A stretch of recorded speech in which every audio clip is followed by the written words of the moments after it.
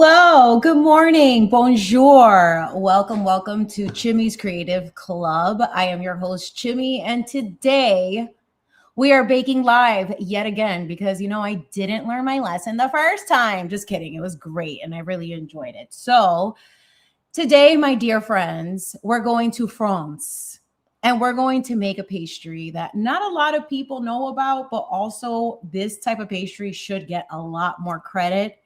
It's called Bostock. Now, if you ever had an almond croissant, you'll know that like the filling, that frangipane is what's really delicious in an almond croissant. So a Bostock takes like day-old bread or croissant, brioche, whatever type of like delicious, sweet, enriched doughy bread or carb, slathers on an amazing amount of this almond paste, tops it off with some fruit, with some chocolate, or whatever the case may be, and you bake it, and then you have something straight out of Paris, honey, okay?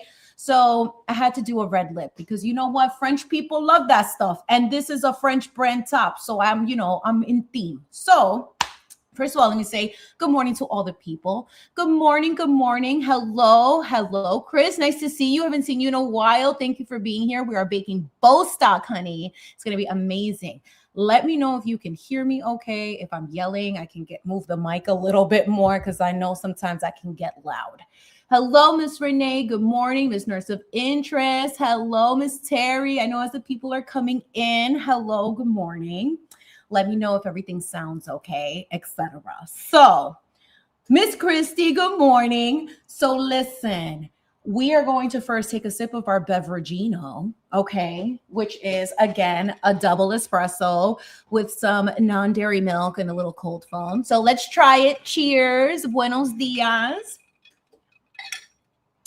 Delicious, per usual. So I also have another special guest. Last week, my daughter left me her little jelly cat, the cinnamon roll. This week, we have a little tartellini. I don't know the jelly cat name, but we're going to call her Tartellini.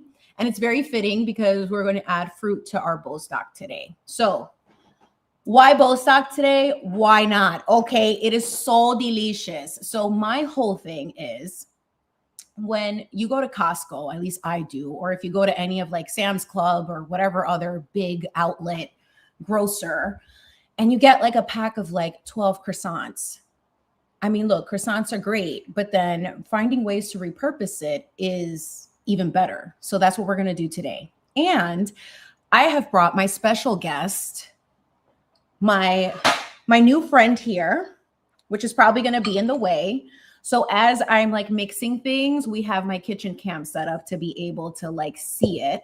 So I am going to add my kitchen cam to the stage. Let's say hi, add to stage. Yes. Oh, there you are. Hi. Hi, guys. Hi. You can't hear that too well, but here I am. Hello, Miss Natalie D. Hello. Thank you for being here. We're just baking. Oh my God. And you can see all of this mess I have on this side. I know. Please ignore that. Don't even worry. Mira, let me move this over. Que vergüenza. Ay, so much shame I'm having right now. Oh my God. Mira eso. Listen, it'll be all right. Y'all, you people will live. Everyone will be fine. So I think we just get started because I have the oven preheated to 400 degrees and your girl is hot, okay? I did put ice in my coffee today to keep me nice and cool. But, I want to make sure that like we get to it, etc. So first things first, let's get the almond filling made. So we're going to need some sugar. And I have this big old bag. Look at this. Oh, yes. Hi. I am cane sugar. And I'm going to add 1/4 cup of cane sugar. So for all my cane sugar people, if you want to use it instead of regular granulated, that just means that it's a little bit finer. This is the perfect opportunity to use it, okay? So I'm going to use 1/4 cup of the granulated sugar or cane sugar. I'm going to add it to the bowl. Look at it. Ay, mira que chulo. Look at that. Oh my gosh, she's like all professional. I can't even deal. Stop it. And now, hello, Miss Subi. Welcome. I said hi to Miss Natalie, to Miss Nurse of Interest. Hello, everyone. And now that we've got our sugar added in there, what I'm going to do is zest a lemon because this is no ordinary Bostock, honey. We're going to make lemon blueberry Bostock. We're getting a little zesty because, according to the peoples, okay, I asked the peoples, I asked you lovely people, did you want chocolate or did you want fruit? Everybody said, forget the summer bodies and let's do something delicious. So here we are. So I'm going to take my grater, my zester, and I'm going to zest this whole lemon. Now, leave me a comment in the chat and let me know. Do you zest like this and go from here, or do you zest directly like this? I was taught to do this, but there's a lot of controversy on the internet that people are like, you're supposed to do this instead. To me, I'm going to go with the way I was taught, which is to just go directly into the bowl. So I'm going to zest this whole lemon that was nice and washed, and we're going to zest it into the bowl with the sugar. Now, Chimi, why are you doing that first? Well, my dear friends, what we want to do is make sure that we zest the lemon into the sugar because the lemon has a lot of essential oils in the zest. So when we mix it with the sugar, what it's going to do is help release all of those oils to infuse the sugar so you get more of that lemony. You know what I'm saying? More of that lemony flavor, and that's what you want. So let's go ahead and finish zesting it. And you don't want to get to the white part because that's when it starts getting really bitter and nasty. And we don't want a nasty Bostock. Okay? So let's continue to do this. And we're going to put Señor Limon to the side in 1 second. I think this is pretty good. So just tap off the excess. How's that for some ASMR, y'all? Put that little limoncito on the side and just get the rest of that zest. And I'm using my hands because you know what? I'm not selling this professionally. I'm giving this to my family and my hands are clean. Okay? So let's go ahead and get the rest of this off. And we say bye to the zesta. And with our hands, our very clean hands, we're going to go ahead and start working that lemon zest into the sugar. So I want you to see, can you see that? Like you see how like the sugar is kind of coarse. So it's going to help bring out all of the lemony essential oils. So just working that in before we add the next step, which is our butter. Oh, Miss 808 is here. And Miss 808 has tried Chimi's Bostock. Okay. She has tried it in person. So she can give you the full review, unbiased, and tell you if it was a yay or a nay, honey. It's giving yay, you know, but I'm just saying. So let's go ahead and just finish doing that. And then it'll kind of look like wet sand, which is fine. Don't worry about that. So 1/4 cup of sugar went in here with the zest of 1 lemon to really draw out that lemon flavor. And lemon and blueberry, listen, a lemon blueberry muffin, a lemon blueberry cake, they're just like freaking frack. They're best friends. It's a good flavor combination, okay? So now next what we're going to do is add the one thing I love from Ireland, aside from like, you know, the people are kind of cute too. You know what I'm saying? Some Kerrygold. Let's do one of these. Hi, Kerrygold. You want to sponsor me? Yes, you do. Just kidding. Not kidding. What? Sponsor me. Okay. It might be good for you. I'm just saying she's kind of a big deal. I'm just letting you know. Anyway, so I'm going to add 4 tablespoons of salted, softened Kerrygold butter. So again, hi. We're going to add that to the bowl and we're going to start whisking it together. So this is what I mean by softened. I want you to see it now that we have our setup like this. So we have our butter here. You want to be able to press it, and it doesn't have a lot of give, but just enough to leave an indentation without feeling like it's like splooshing around, if that's even a word. You know what I mean? Like that it's not so soft. You want it to still have a little bit of give because you still need it to hold its shape when it's like absorbing all the other things. So let's go ahead and grab 4 tablespoons. So that's about here. Well, 1, 2, 3, 4. So it's about there. And let's add that to the bowl. 1, 2, 3, 4. I mean, if we go a little over, that's fine too. I know baking is all about precision, but for this type of recipe, if you go over by just a little bit, it's really not that big of a deal. And if you are a real professional, which I claim to be, and I am because I've been doing this for a long time, not online, but you know, in my own life, you would use a kitchen scale, which is a lot better. So let's get this butter off. Now that that's measured, let's put this off to the side and say thank you to Señor Kerrygold. There's lots of señores today. Señor Limon, Señor Kerrygold. Like, I love it. And with my little cutesy spatula, can I move this down a little bit? Ah, there we go. Okay, a little bit better. Hi, we're working with it. We're going to press that butter into the sugar and just really mix it in there. Just really get that nice and incorporated. So it's just going to take a little bit of time, but that's okay. We're not, this is a recipe for all my folks who don't have a fancy mixer or that they don't have like one of those handheld mixers. You can do most of this stuff by hand, how it was done centuries ago. So we're going to keep just doing that until we get it nice and soft and incorporated. It smells so good though, y'all. Like, stop it. It smells so good. And that's what we like to see. So now the sugar and the lemon and all of these wonderful ingredients are getting nice and incorporated. Look at them. Oh my God, stop it. Stop. That's what you want to see. Now, before we move forward before we add our egg, what I am going to do is add our flavorings. So what makes the almond paste delicious is the almond. So we're going to need some almond extract, which I'm going to add here. And this isn't, again, unlike vanilla, it's not something that you measure with your heart. You want to be sure that you're precise, but I kind of have a good vibe, an intuitive vibe of how much to add. So I'm just going to splish splash just a little bit and call that done. Yes, that's what we're going to call it. We're going to call it 1/4 to 1/2 teaspoon of almond extract. And I'm also going to grab my vanilla. We love this vanilla. I got to figure out, I think it's this way. This way? Yeah, like this. Something like that. I'm terrible with directions. This is why I don't drive. So this is the vanilla I love to use. Just another little peeky here. Great vanilla. You can find it at Costco and it's reasonably priced there. And we're going to add a glop gloop into our bowl.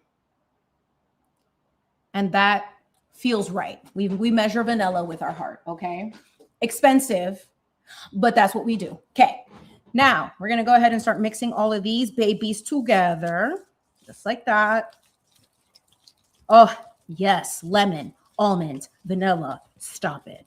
It's so good. So let's keep blending her up. And this is pretty much where you want to be before you start adding your eggs. So unlike baking a cake or anything like that, anything that requires an extra lift, you don't need to do that with almond paste because as the name is, it's a paste. So you don't really need to do all this extra. So I'm going to grab the rest of this. And now we're going to crack our egg into our bowl. So you just need 1 room temperature egg. Let me see. I think we're good right there, right? Does that look all right? Let me know. Maybe here? Here? Ahí está bien, please. All right, so I'm going to crack my egg. Oh, nice. No shells. No shells allowed. Let me just rinse off my hands real quick. And let's start whisking this egg right into our butter. So let's get this nice and mixed up.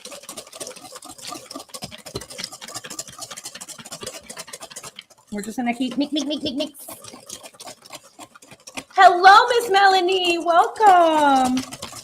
Welcome. We're making Lemon Blueberry Bostock. It's a French pastry, and that's why I got a red lip and a little French little je ne sais quoi on today. Okay. So we're going to keep mixing this together. Get that bicep working. Okay. We're going to get that bicep working. Do I have something on my shirt? Or is that the screen? I think it's the screen. It's fine. We will live. And just mix her up. So for this, you just want like just the tiniest bit. You just want it to get as incorporated as possible. Again, it's not a big deal if you don't have like a mixer or anything like that. By hand is always fine. You know what I mean? So you'll be fine. All right. So now that we've got this part here, the last ingredient that we're going to add is our almond flour. So almond flour, you can buy it in bulk. I tend to do that. And I like to keep it in a Ziploc bag in the freezer. So that way it lasts longer. Just tip.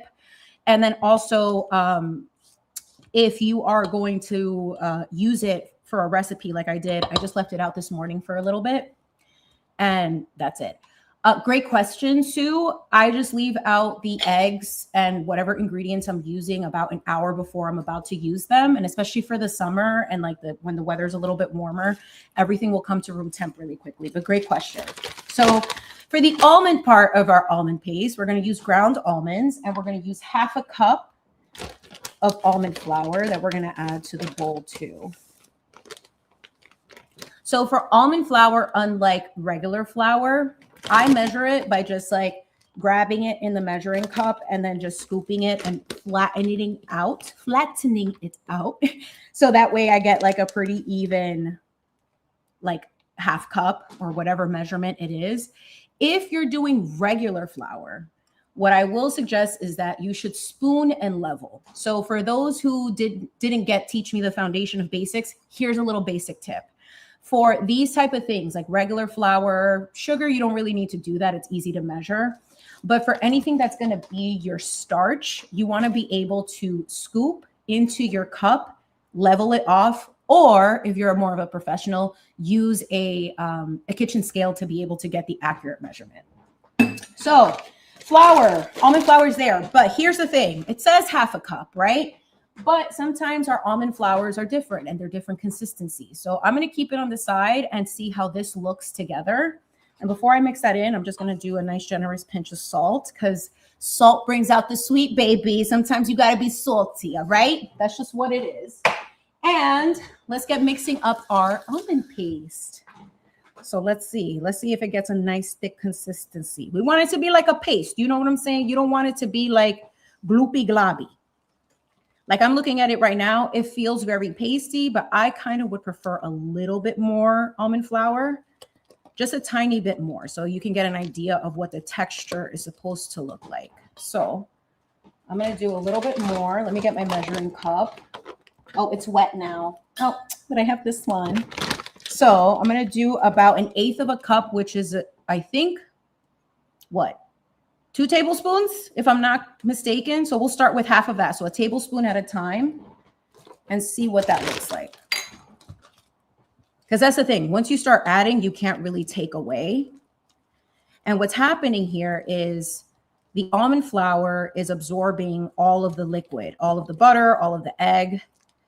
I still want to add a little bit more. My gut's telling me that. So let's add the rest of that. So far it went from a half a cup to a half a cup and 2 tablespoons.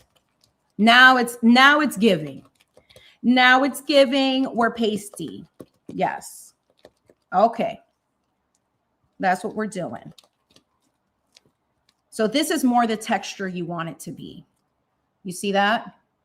Like it's a little bit, it's holding its shape a little bit more and it kind of holds together without putting too much pressure. So unlike regular flour, you know, usually regular flour, you'll end up over mixing something with almond flour. You don't have to worry about that as much, which is nice. So you can just stop here and that's exactly what I'm going to do. So let me get myself situated. And for this recipe, it makes 4 individual Bostocks or little pastries, which essentially is 2 croissants. So I went to Costco this week, honey, and I was like, listen, I want to make some Bostock because Miss 808 has had it and it's been on my mind ever since I made it. So I'm going to bring over this. And I was like, why not? Let me make us some Bostock. Oh, look at that, those little croissants. The croissants are there. So for this part, you're just going to want to cut the croissants in half and not slice your hand off with my bread knife, aka my sourdough knife, aka my cake knife. And look at that. I did not make this, but you know what? That's a nice cut. You know what I'm saying? So each of these is a serving. So let's do the next one. Let's see. Can I get a really nice cut on this one too? Let's see. Oh my God. And I'm going to, after we put these in the oven, we need to say a prayer. I wanted to start the stream with a prayer, but I got so excited to bake. Forgive me, Father. Forgive me, Lord. All right. So here we are. We have our pastries, our little croissants. And in order for croissants and for Bostock, if you're going to use brioche bread, that's typically a day old, anything that you have left over. What you want to make sure is that since this is a little dry, we want to add some moisture back into the bread so that it can be nice and, what's my favorite word? Moist. So in order to do that, what I have already prepared is a simple syrup. And simple syrup is basically water and sugar, equal parts. So in this container here, I have equal parts, 1/4 of a cup of cane sugar and 1/4 of a cup of water that you bring to a boil, and it becomes a nice syrup. If, let's say, you have some left over, that's fine. You can just put it in your coffee. This is what they put in iced coffee, simple syrup. Simple syrup. It's very simple, okay? So what I'm going to do now is take my little silicone brush here. Look at me, so professional. And start dousing our croissant halves with the syrup. And just let all of that syrup get into the bottom. Just to kind of rehydrate the bread. And you don't really need that much because there's a lot of butter in the almond paste, so it seeps into the actual croissant too. But we would just want to follow the steps because it can get dry since it's going into a very hot oven. So let's go ahead and just keep, decorating these babies, oiling them up, getting them nice and glossy before they get their little frangipane almond paste on top. Let's just get them nice and glazed up. So we've got this one, and then we're going to get one more. And be sure, especially get the corners, all the other edges. That's the best. Anywhere where the there's more dough of it. So whatever part is thicker is where you want to add a tiny bit more. So that way, for this part, the top half, you know how croissants are kind of domed, the middle is going to be a lot denser. So this last one, I don't know if you could see it in this corner with my headphones, because you know how I hacked this thing? The kitchen cam is very cute, but if I didn't have it connected to a headphone or something, I could hear myself echo and the audio would be off. So, I just listen. When you pray for answers, they come, okay? And this was the solution. So I have my headphones attached to my phone with the StreamYard app on. Look at that. Look at that. So creative. So let's add the rest of the syrup. And that's why, too, for anyone wondering that the base isn't as sweet, well, the reason why it becomes a more balanced type of pastry is because there's enough sugar already going into the slices of bread plus the actual almond paste. So instead of it being super sweet, I don't like super sweet desserts, it's perfectly balanced. So let's do that. And we don't waste nothing. So you know what? I might put the rest of this, which is barely anything, in my coffee later. So I'm going to put this one to the side. And now we're going to spread our almond paste, which we have here again. Nice and delicious. And you just want to do your best to evenly distribute it. It doesn't have to be perfect, you guys. It's not that serious. All right. It's all going to be amazing. It's going to be delicious. So let's start. I usually like to do this. I kind of like when you make meatballs, you kind of divide it like that. And then you make your patties. That's exactly what I'm going to do for our Bostock. So let's start here. Let's separate it, and then we're going to spread it all. Do another one here. How we doing, you guys? If you have any questions, baking related, anything pertaining to what I'm doing right now, please feel free to ask. I'm happy to answer whatever questions you might have. This one was looking a little skinny mini, so let's add a little more. And let's do this one next. This one over here. All right. So now that that's done, let me wash my hands, rinse it off a little bit. I don't like to have my hands all greasy. You know what I mean? Anyway, so let's go ahead and start spreading. And I'll just grab it up so you can see it up close, which, look at how cute. Ay Dios. So you want to get that almond filling all the way to the edges. Yes, God. All the way like that. And use your offset spatula to be able to do that. Or a butter knife if you don't have these tools. It's really quite all right. A spoon. It's really quite all right. Next one. I feel like this one's going to be my pastry. This one right here. Because I like the croissants, like when they're fresh, like the very top and like getting that type of thing. But when you're eating a piece of Bostock, like I like the more flat one because it gets really, really crispy. Ooh, I cannot wait because this is my breakfast. Anyway, let's get the next one here. Ooh, this one gonna be juicy. Maybe this one's gonna be my pastry. Yes. So let's get this one spread out. Beautiful. And last one. So mira, if anybody's on a dieta, aka a diet, I cannot help you. Okay. We like the butter, we like the fat, we like to indulge. I think the reason why French people and European people in general stay so trim, most of them do, is because they just enjoy and they don't, they don't OD. They have a sensible portion, not this like America likes to do everything extra. But, I love our country. I'm not going to lie to the non-Americans. I love America. Okay. Now, this wouldn't be a blueberry lemon Bostock without the blueberries, honey. So we're going to do just that. Okay.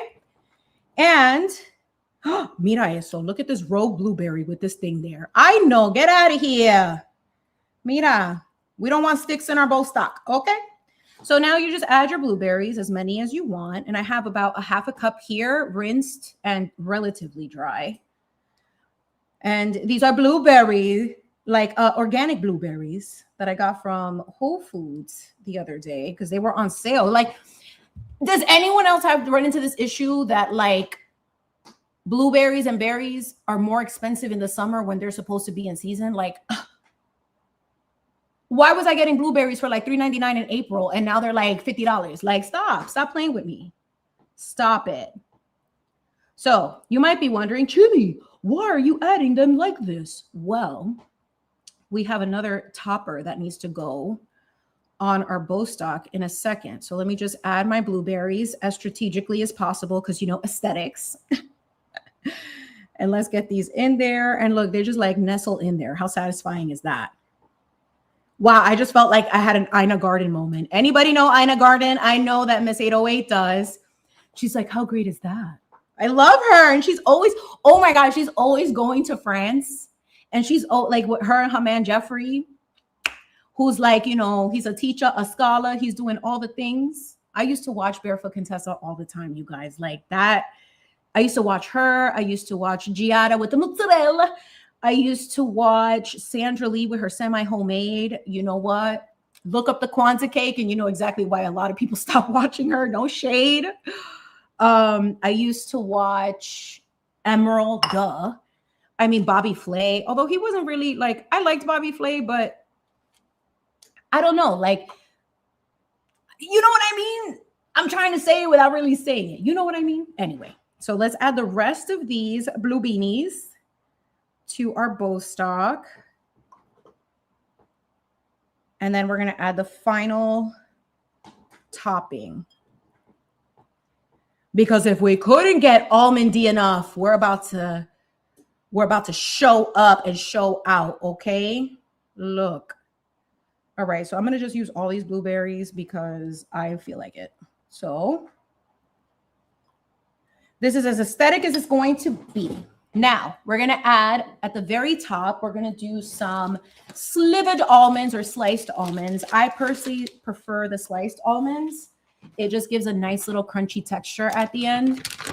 So I'm going to add this to the top of each one. And that, my friends, is what's going to make it very, very decadent and delicious. Going to add a little extra crunch, a little something, a little je ne sais quoi, a little like, oh my God, yes, please, God. Yes, tens across the board. Your family's going to be like, can you make this again and again and again? And you will say, oui, oui. Okay. So let's go and add the rest of these before we pop these in the oven. So like I mentioned earlier, our oven is on at 400 degrees. So it is hot as a mother in here. Not this mother though, but it's hot, it's steamy, and these need about 12 to 15 minutes to bake, and just keep an eye on it.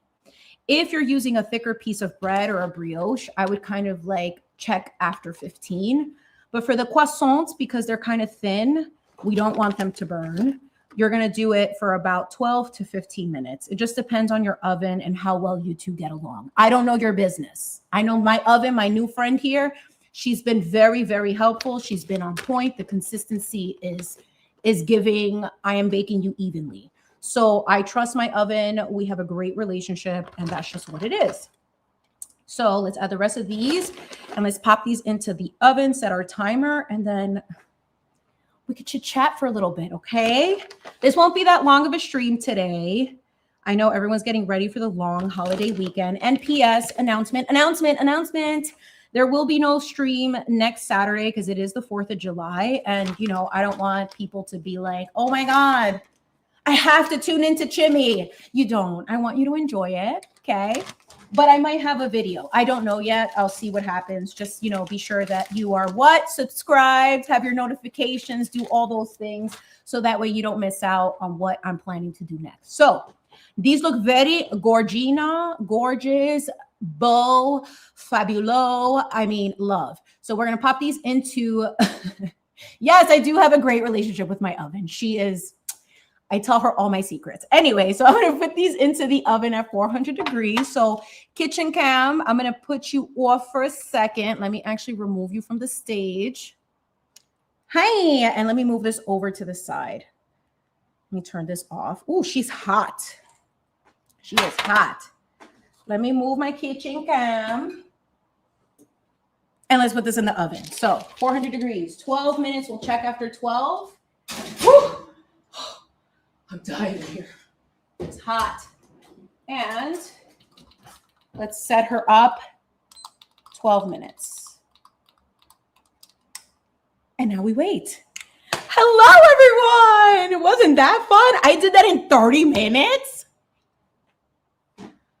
First of all, I want to take a quick second to say a quick prayer and thank God for this beautiful Saturday, to be alive again, to have such wonderful people in the chat. And I just thank God for his protection, for his favor over our lives, because we're such big deals, and for allowing me to create and share one of my passions with all of you. So just thank you, God, for everything that you do, and continue to watch over all of us as we continue to be in this open air prison that won't be an open air prison for long, because, you know, the truth is revealing itself. Anyway, amen. So tell me everything, y'all. What's up? Tell me what's going on. I'm just here, you know, minding my business on this part of the internet, but, you know, lots of things are happening. I just don't want to know. No quiero saber, even though I know everything. I know a lot of things, but, you know, it's all right. At the end of the day, let God work, y'all. Let God do what God does best. Coming clutch with the divine timing, okay? Let him reveal the truth. Let him do what he is supposed to do. Because if you're out here trying to control it, guess what? You're only delaying the process. So sometimes silencio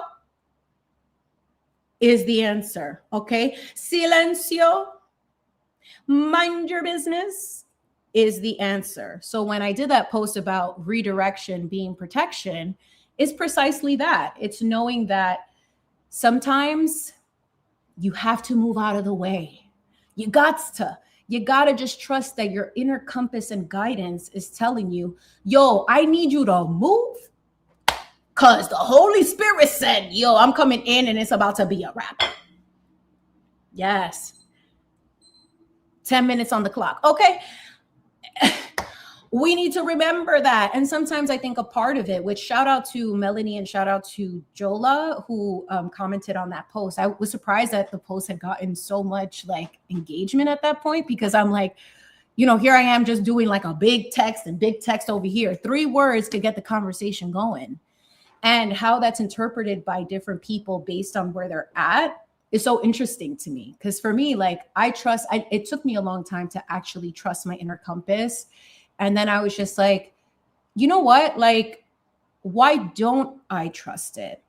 And that's where a lot of the conditioning that you grow up with, the obedient factor that maybe culturally I was conditioned to, like, just follow and say yes.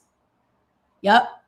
Shake. Yes. Yes. We don't say no. We say yes. So when you think about that, it kind of removes the ability for you to discern for yourself and to start trusting who you are and what works for you.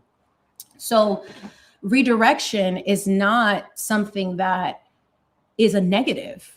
And I think that sometimes because we're so conditioned to have answers at the drop, or we expect people to give us an answer, or, you know, whatever the case may be, sometimes it's just good to just trust yourself and know that people are going to have questions, but you know what? It ain't your business. Okay. It's not your business. If God is redirecting me, that's the phone that I picked up and was like, hello.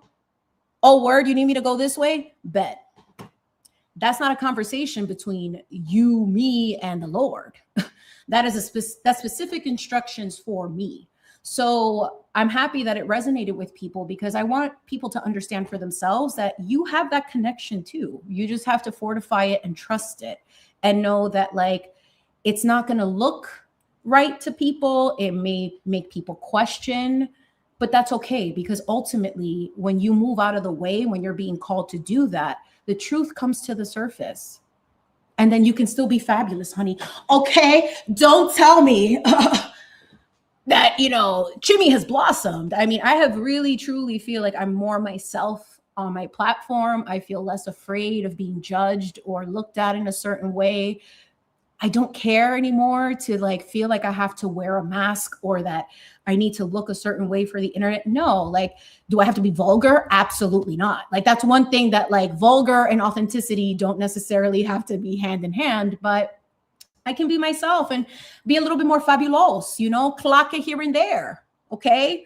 We clocking it, but yes. Are you paying my bills? Miss Karen D in the house. Yes. Are you paying 1-800? Do you pay my bills? Then 1-800, you ain't stressing me out. Click. Hello. We got to start remembering that, you guys. Okay. We got to start remembering that. And also too, like, I do feel like ever since I started kind of like trusting myself to be out here again and do the things that I'm really passionate about, I feel just so much happier and just so much lighter. And I feel like I'm finally where I need to be. And that is so, like, for years of trying to figure that out and fitting a mold that wasn't mine, it feels nice to have my own space that I can cultivate into something fun and just bring a little bit more lighthearted energy. I always say that. Lighthearted energy over chaos. Like, there's enough of that. Too much of that. No more. No more. Cheers to that. Cheers to no more chaos in our lives. Cheers to emotionally regulating. Cheers to doing what we love. And cheers for being that girl and guy. Excellent. So, yes, listen, and to be a lady, a girl with her ruffles, her Shakespearean ruffles, I live for it. Like, I love being a woman so much. I love being like a mom, a creator, a baker, all the things. I love makeup. I love to feel beautiful. Like, I don't have to, like, you know, do the most. But, you know, today I was like, you know what? I want to do a red lip. Since we're doing a Parisian treat, why not? In France, they all wear red lipsticks and smoke their very thin cigarettes. I don't do that. I used to. But, you know, that was not something that was really like, I didn't like how it smelled on my body afterwards. And it kind of like lingered. I mean, who didn't try a cigarette at one point when they were young? You know what I mean? Like, millennials, I'm pretty sure every millennial at one point either thought about it or did it. So, I mean, I will confess that I did smoke a cigarette here and there. And I did like the very thin ones. They were very feminine. The skinny legend ones, they were just like, I just felt so chic. I was like, don't bother me. I'm contemplating my life and how I want to take over my own universe. You know, like, it was giving very much that. She is a diva, okay? They are gateways. It's true. I mean, 100% Karen D. Like, you're absolutely right. They are gateways, and they definitely opened some doors for me. And I had to learn to not allow those substances and things to take hold over my life or my body, because what people, and I think we've mentioned this before on the channel, like, all of these drugs, like alcohol, etc., they're all opening your frequency and your energetic field for maybe not so healthy attachments to get to you. And not only that, you're kind of sending a signal out that that's the vibe that you're in. So you start attracting very similar people into your life because of that. So yes, I do indulge in a beveragino. I do love like a beverage, an adult beverage here and there. But I've never, at least now, I don't allow it to be like the reason why I need to have fun. Like I can truly just enjoy it if I'm having it and not feel like I need to like, feel something from it. Like I don't know. Like it's like I'll have a nice glass of wine with my steak. Yeah. It's Malbec with like a glass of Malbec with your steak. Are you kidding me? The notes are noting. I mean, it's so delicious. Like, I mean, there is something to be said about that. And I think that the problem is a lot of the cultures before us, they didn't make it into a big deal. It just was incorporated as a part of the lifestyle. So a lot of people didn't have any addictions around it because it was a healthy way to be introduced to it, I guess. And that's not for everything. Okay. Like I cook with wine. I'll have a bottle and I'll share it with my family. Like obviously not my child. Okay. Relax. But it's something that like, it's a part of the culture. You have a little glass of wine with your meal. That's okay. So, and you have it with your friends. Okay. Like, listen, the secrets really be coming out when you have a couple. Okay. Sometimes people like to be, they get loosey-goosey with the mouth and then they start saying a lot of things when they're a little bit in the stratosphere of, that. So, but anyway, I mean, it's a part of the culture and like, I do love it, but you're absolutely right. Like if you don't, Karen D, like if you don't have a good grasp on it and you have a dependency on it, then obviously that is a problem. But if you are conscious about it and you're enjoying it, I don't see anything wrong with that, and just be mindful of it. And ultimately it's your body. Do what you feel is right for you, Yes. Oh my God. Miss 808. Honestly, like that's kind of what it is. But to some degree, like, it's like, all right, well, you're with your parent. It's not to like kind of say like it's okay, but it's like, they also probably didn't know where to leave you because they had to go do their thing. You know what I'm saying? Like, I mean, people had to be resourceful. People had to like figure it out, I mean, what are we doing here? So let me see what everyone's talking about in the chat. Yes, Virginia Slims. That's what it is. Virginia Slims. Oh my God. The box was like taller than all the other ones. Like, stop it. Stop. It was so amazing. Hi, Miss Patricia. Welcome. I don't know if I said hi to you this morning, but hello. Thank you for being here, Miss Karen D. Everyone. Oh, you guys are so amazing. Thank you for being here. So yeah, oh my gosh, the oven, the croissants smell unreal. There's a minute left. So before it goes off, let me just check to see where we're at. Oh, stopperino right now. So I still want it to be a little bit more golden. So I'm going to leave it in there now. Another 5 minutes just to see where we're at. And let's see. You know what? Let's do 6. And here's the thing. When you're baking with any type of fruit and the amount of fruit that I added, you also want to make sure and take into consideration that fruits usually release liquid, right? So that might mean that certain parts of your baked good are going to take a little bit longer to bake, but there is that sweet spot. So I always like to tell people, edge on maybe being a little bit under than to go too over. Because obviously you can always add a little bit more time versus you can't fix something that's like borderline burnt. You know what I mean? So just always just be mindful of that. So I'm going to give it another 5 to 6. I'm going to check around 3 minutes just to see where it's at. And also PS, the more you open the oven door, the heat will release itself and then you're not going to be able to get an even bake as when you first put it in. So just be cognizant of that as well. Always leave it a little bit longer. Okay. 5 minutes. All right. The Capris. Yes, I don't remember Misty Sigs. The Capris I remember and the Virginia Slims I remember. Oh my God. Stop. I love that so much. But I also love that there's a little bit of nostalgia, even though it's not tied to anything healthy per se. But, That's what we're here for. We're here for the vibes, okay? Yes, capris, right? Like so wild. Oh my God. But my mom, if I remember correctly, like my mom was always like, look, my grandma, look, hold on. You want to know about a classy lady? And where I got all of this like extra from is from this lady, my grandma. My grandma, my maternal grandma, she's alive and well, thank you, Lord. Gorgeous even at her age, okay? She doesn't even look like she's like pushing 90, okay? Like she is mobile, thank you, Lord.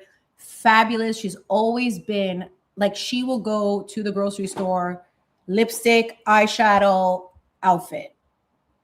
You will never catch one of the very few hairs she has left out of place, because there was something about being like embracing your femininity and something about being put together that was respected. Like, I mean, look, this is a lot for a Saturday morning, but not for me, honey, because listen, this is going to live on the internet.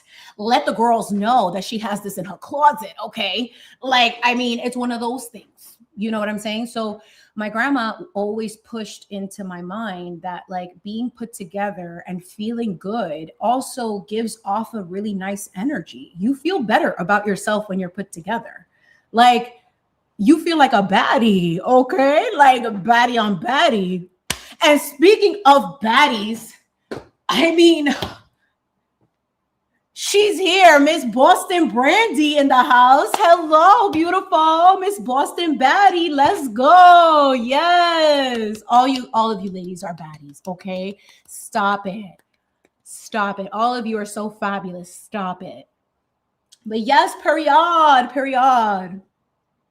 Miss Boston Brandy in the house. Yes. She's like, listen, girl, we got to celebrate all of you beautiful people. Like, there's enough crap on the internet. Let's like uplift the energy. Okay. Let's be fabulous. We are ladies after all. Okay.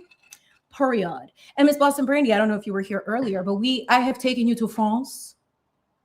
We are in Paris right now. We are waiting for our French pastry called a Bostock. I made a blueberry lemon version of it. And it's basically like all the good things of a croissant, an almond croissant with blueberries and almonds on top. And in this case, a little bit of lemon zest. So it's going to be very delicioso. And Miss 808, she knows, she's tried it. She tried my raspberry dark chocolate version, which is very good. So blueberry lemon, you don't have to do that. You can do an all chocolate version. You can do whatever type of berries that are in season. I wouldn't do like the stone fruits because they tend to have a lot more liquid. So it's going to take a little bit longer and you may not get that even of a bake unless they're very, very like small chunks or thin slices, I would say. Okay. Because it's peach season, honey. I love me a peach. Okay. Like I love a peach, anything. Like right now, the white peaches, the white nectarines, obviously the regular peaches are great. But listen, there is nothing more delicious than a cold, like white peach or white nectarine. It hits like no tomorrow. I'm like, who needs chocolate when we're trying to cut calories? I can just have this peach and pretend it's a slice of chocolate cake. No, for serious, like have the cake if you need to have it. All right. Have a sliver of it and then eat the peach too. Everything is delicious. Okay. Yes, Karen D, we need more uplifting people. We need people to feel good. Get in the kitchen, do something nice for you and your family. You know what I'm saying? We got 1 minute left. Let me check. Let me say the smells are smelling. I smell lots of smells. Oh, yes. We're getting closer. I'm going to be very, very, very scandalosa. So I want to show you really quickly. Let me not burn myself because I don't have my kitchen cam set up. But let me see. Can I do this? Two-handed. Ah! Listen, it's poofing. So the frangipane is poofing. I love that. Okay. I love that the frangipane is poofing. The bottom is definitely crispy, but I still want a little, like a touch more golden. So I'm going to put it in last 2 minutes and that's it. We're not going to do more. Okay. I don't want to risk it. I don't want to burn it. We are not burning things on live. Okay.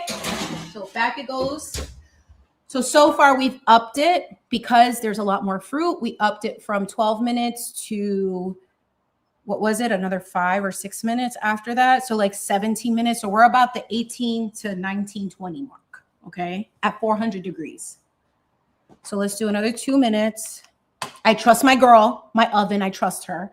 So let's see what she says. Okay. I don't know. So really quickly, I'm going to put away some of my stuff. So I am going to turn off my camera for 1 second. You're going to hear me. You're going to hear me, but I'm just going to be a voice right now. So I can put all my stuff away. I don't want y'all catching me running on these streets, okay? Running to the freezer, opening these things, looking hot and disheveled. Absolutely not. Y'all not going to catch me on that type of time. So let me put away all these things. Y'all not going to see me overstuffing my freezer. Absolutely not, okay? You don't know nothing about that. We don't talk about Bruno, okay? All right, we put these guys away. Let me put this butter away. All right, you're not going to look at my fridge either. Because, you know, last time we had some people that were very nosy. They wanted, let me get a house tour. No, there's no shade, pero mira, like, we're just getting to know each other, okay? I love you all, okay? Love you all. So let me get my cam, kitchen cam, Chimi cam here. Let me actually set this off. Hold on 1 second. Okay, we have her on. Is she on? Let me see.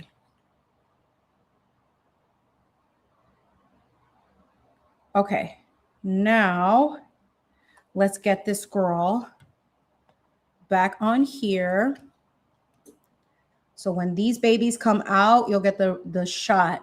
And then I got to turn this phone off because it's going to explode. It's so hot. So let me add to stage. Hi. Look, we got 1 minute left. Why do I see it in so many different directions? It's fine.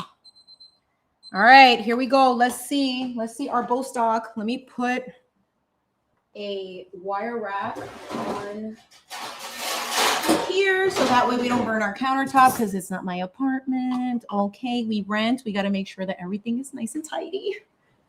And let's, oh, yes. Yes, God. Yes. Mira eso. Stop playing with me. Oh, my God. Look, I got grandma hands, all right? I can do this. That's what we're talking about. Yes. So this is a Bostock, okay? That is what you want. The smells that are smelling are out of control. So I'm going to turn off my oven so I don't like die of heat exhaustion or whatever it is. And we're just going to stare at how amazing this is. So this is what happens. So as you can see, all of the almond paste is all cooked. You see how like the blueberries here are kind of like dipping into that. It's kind of absorbing some of the like the almond paste is absorbing some of the juice, etc. So there are going to be parts that are a little bit more gooey, but you want that. You don't want all crisp. So I'm going to let this cool off to the side. So we're going to say bye to our kitchen cam. Thank you. I love you. I appreciate you, phone. I appreciate all of my little stand here. Thank you. I love you. So we're going to exit out. Do we want to leave the studio? Yes, we do. Leave. Leave. There we go. Hi, I'm back.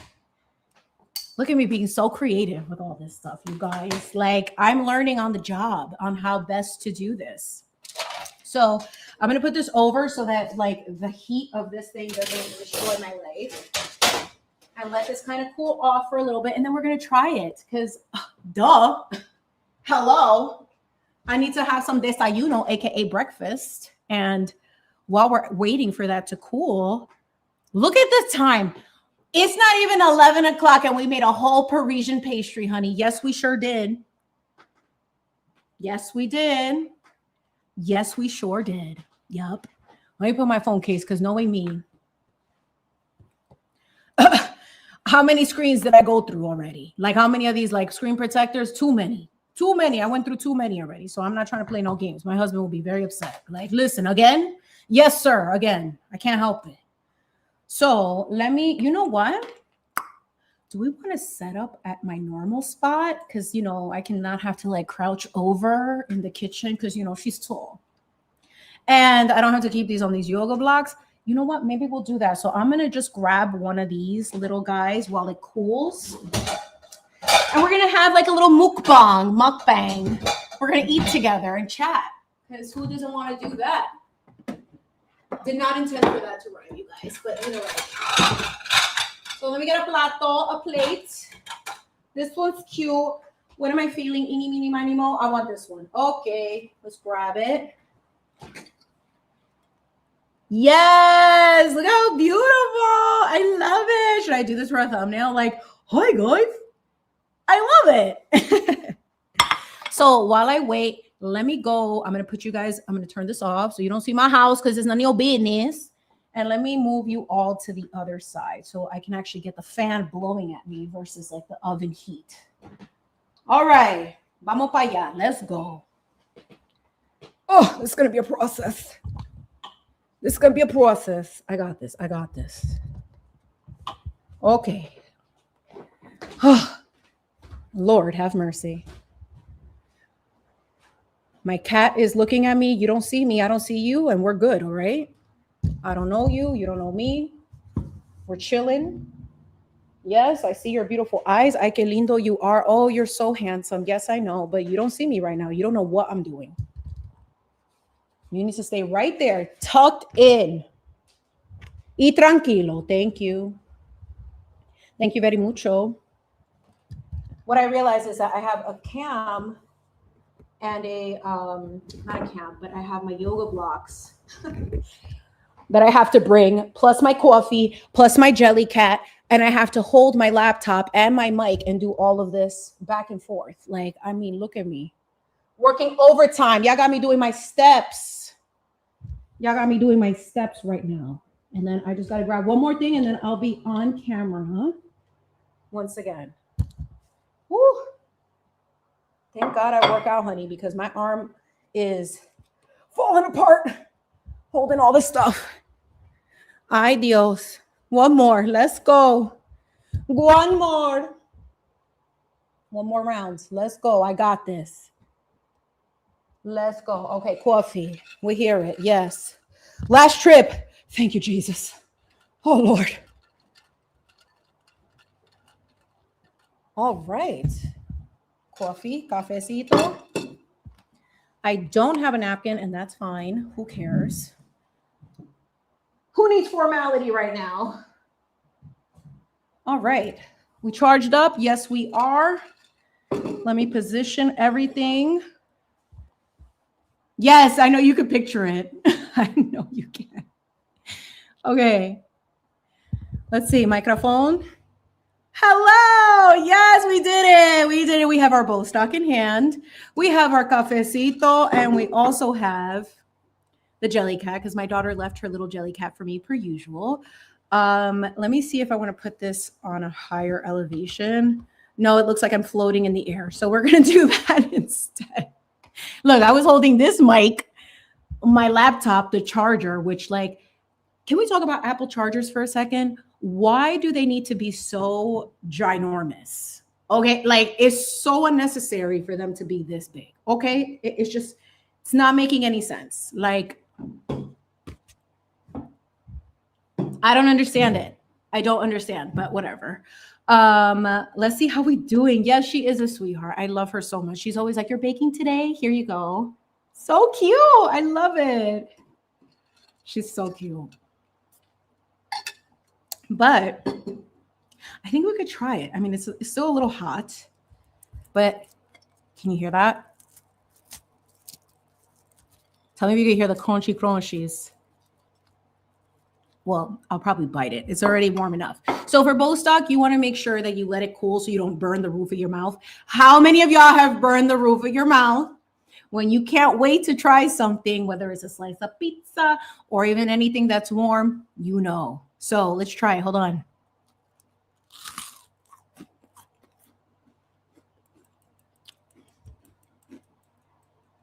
Period. Yes. I'm sure that they're going to clip that. They're going to be like, oh, look at her mouth doing all that. Yes. Yes, that's delicious. Not because I made it, but you know what? I made it with all of you, so it's extra delicious. It's so yummy. So hold on.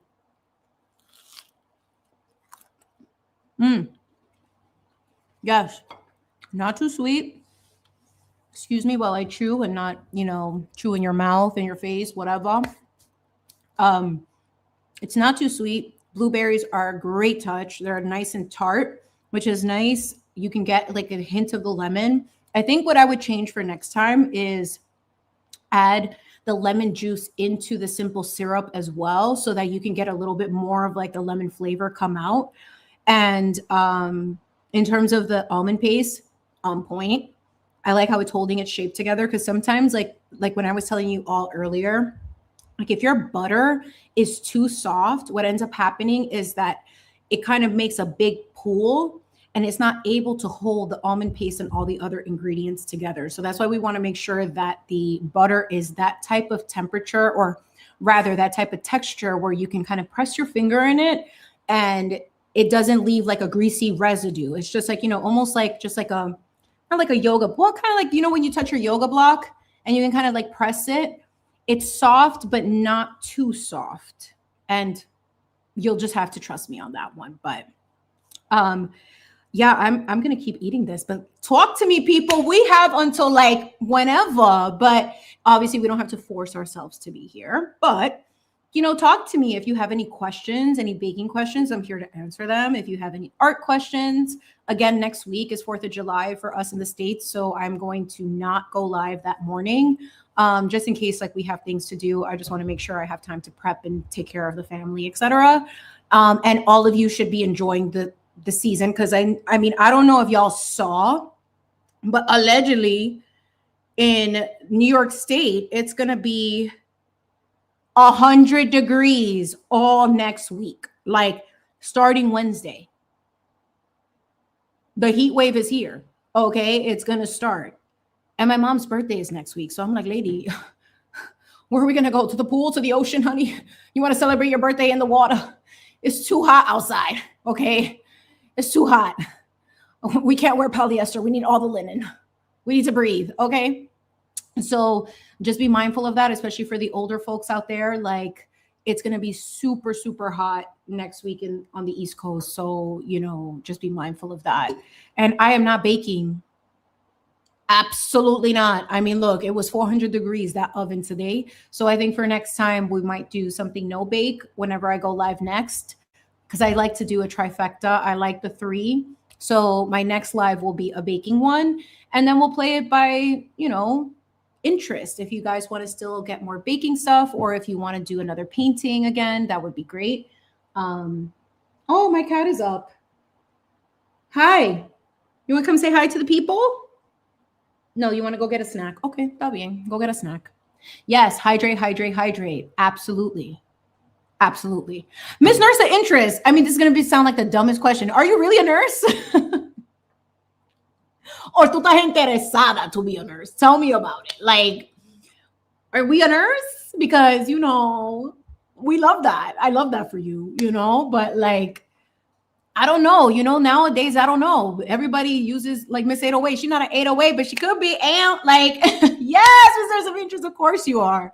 I'm sorry, that's a very silly question, but some people say that they are a nurse. They're not. You know what I'm saying? Nowadays, we don't know. We're always being deceived. But yes, we love our nurses. Shout out to all of the nurses and all the people in the medical field. We appreciate you. You're everything. Yes. Oh my gosh, I love that. So tell me, yes, Subi, these are the jellies, the jelly cats. They're so cute. Like, I mean, they're pricey, but my daughter, like, we kind of justify getting them for her because it's something she's passionate about. So she loves books and she loves her jelly cats. So that's something that, my husband and I will always support, especially the books. She's definitely been reading a lot. And actually Barnes and Nobles, for anyone who has, young children, they, at least in my area, they have a summer reading list. So the kids, it's kind of like, how they do like soccer or sports, like they'll read 4 books and they'll pick the 2 of the favorite, and then they'll have to like, pick between that, which one is their favorite one. So they have something like that going on, a ranking system. And then it encourages the kids to read. And then ultimately what happens is they submit the form to Barnes and Nobles. Once they're done, they collect all their stickers, and then they get a free book, which is not a bad idea. And it's not a bad idea to gather up with your friends. Like if you have kids who are interested in the same things, have them share the books, you know, like have those on rotation. That's a great thing to have. Like my child has we've updated her bookshelf probably like 3 or 4 times since we lived here because of the sheer amount of books that she reads. And it's like, that's how she like alchemizes. Like if she's upset, she reads a book. I mean, we could all learn from that, right? Like instead of like yelling, you just go read a book and calm down. You know, I love that. Yes, it is so cute. It's like, I love that. I love that she's her own person and that she is interested in the things that she loves. Like she loves comics. She loves like very investigative things. So there's a series called The Investigators, which is very cute. And then I see her when she does like her drawings and stuff. I'm like, you can do this. If you want to like create a comic or do anything like that, girl, your parents will help you do that. Like that's such a fun like activity. And I think a lot of parents forget like these little children they're still connected to source and to their creativity, that you have to encourage that. Like that is a part of their connection to something so high and beautiful. It's like they're able to build and be unapologetically themselves by doing these very like, you know, interesting stories. Like let them imagine, let them create, like cater to their creativity. I believe that 100 times like over anything, over any piece of article of clothing or toy.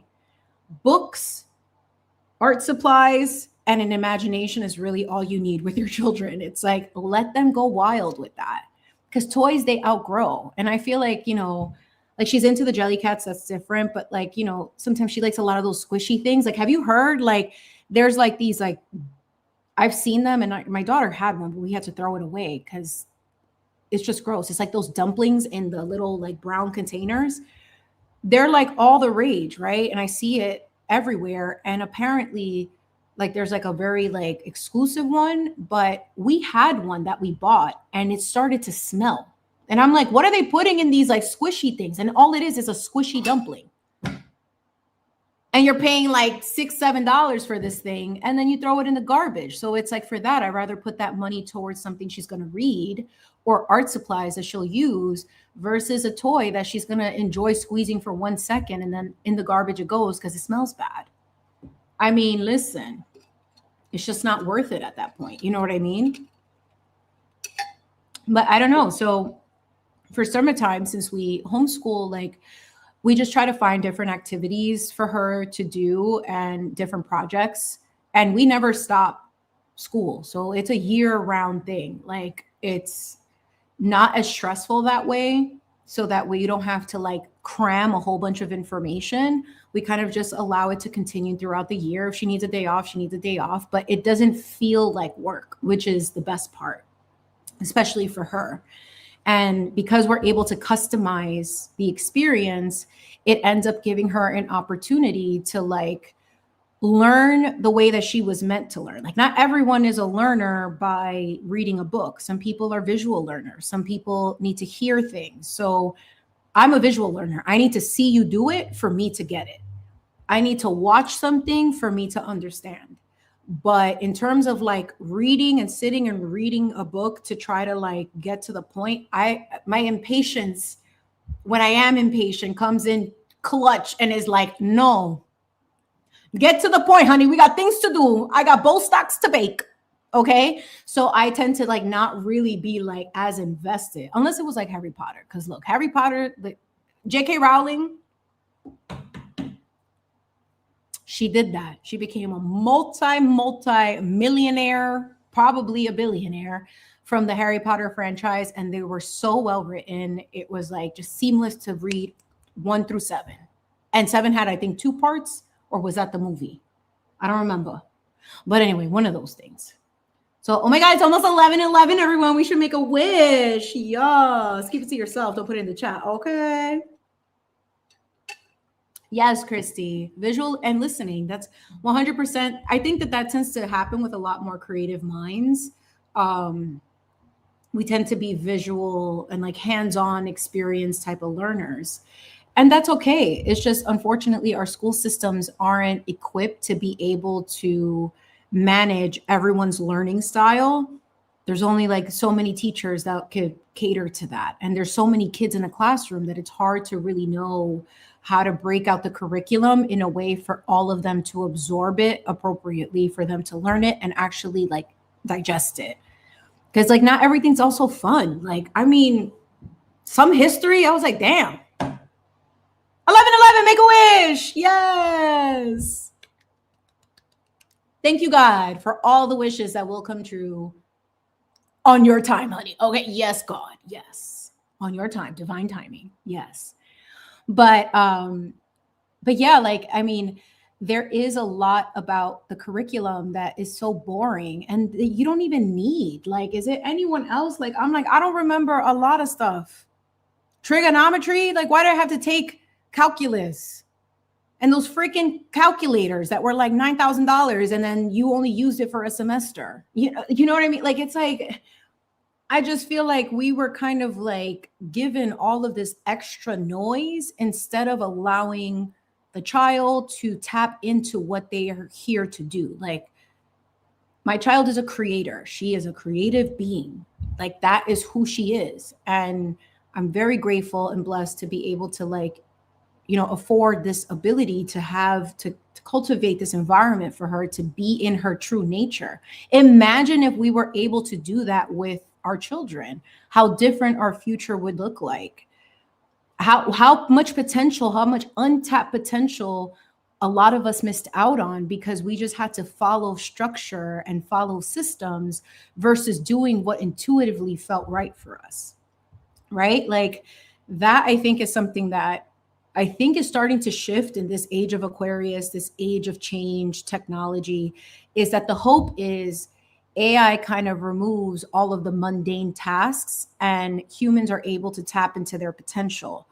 Now, is AI going to be like, what is it going to be? I don't know. Who controls it, right? So who controls the information is who decides ultimately how the world moves. So I think it's just like being mindful of it. Like, yes, I'm very excited about technology to some degree. And also I'm very afraid of the exploitation of it because you control the information, you control humanity, you control consciousness. So that's something that, like, you have to also be aware of, is that we're also feeding the technology, right? So we're telling it what it is. So then it becomes easier for it to know how to read us. So if the whole thing is like, oh, you know, they're trying to replace humans, blah, blah, blah. I mean, we're kind of already giving the replacement we're training it. You know what I mean? Like, I think about that and I'm like, that's frightening. So that's why I'm like, the more human things that you can do, touch the soil, put your feet in grass, hug the tree, make a treat, feed your family, find ways to connect human to human versus this, the better, right? Like, we can't just only have a dependency on that, because then if you start to allow something outside of you to think for you, then where does that leave you? Questions with Chimi on a Saturday morning after making Bostock. And excuse me, I'm going to take another bite because this is really fire.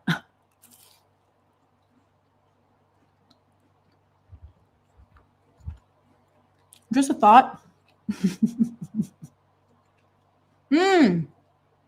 I mean, look at that. Stop. Nah, that's really good. And look at the bottom. That crispy crunchy, you know, that crispy crunchy. Oh my God, someone has a birthday. Who? Happy birthday to all the birthday babies. Yes, but Miss Boston Brandy, I trust everything she says because she is very well researched and she knows what she's talking about. We were lied to and used as experiments for decades. Absolutely. Divine beings are always like that. They're always after us. I mean, and then, that's a part of this whole thing too, is like, I've been very mindful, and I've been saying this a lot on my streams because a part of it is to hold myself accountable of like always staying on point and on track. Is I don't want to play God in anyone's life. Hence why if I am silent on certain situations or if I don't speak on certain things, it's not because I can't. It's because sometimes you have to know the right time to allow for people to come to their own conclusions on their own without influencing that. This setup, this mic, this person you see, this avatar, and the soul behind it, I have my own reasons for why I do things and why I think the way that I do, the way my experiences, etc.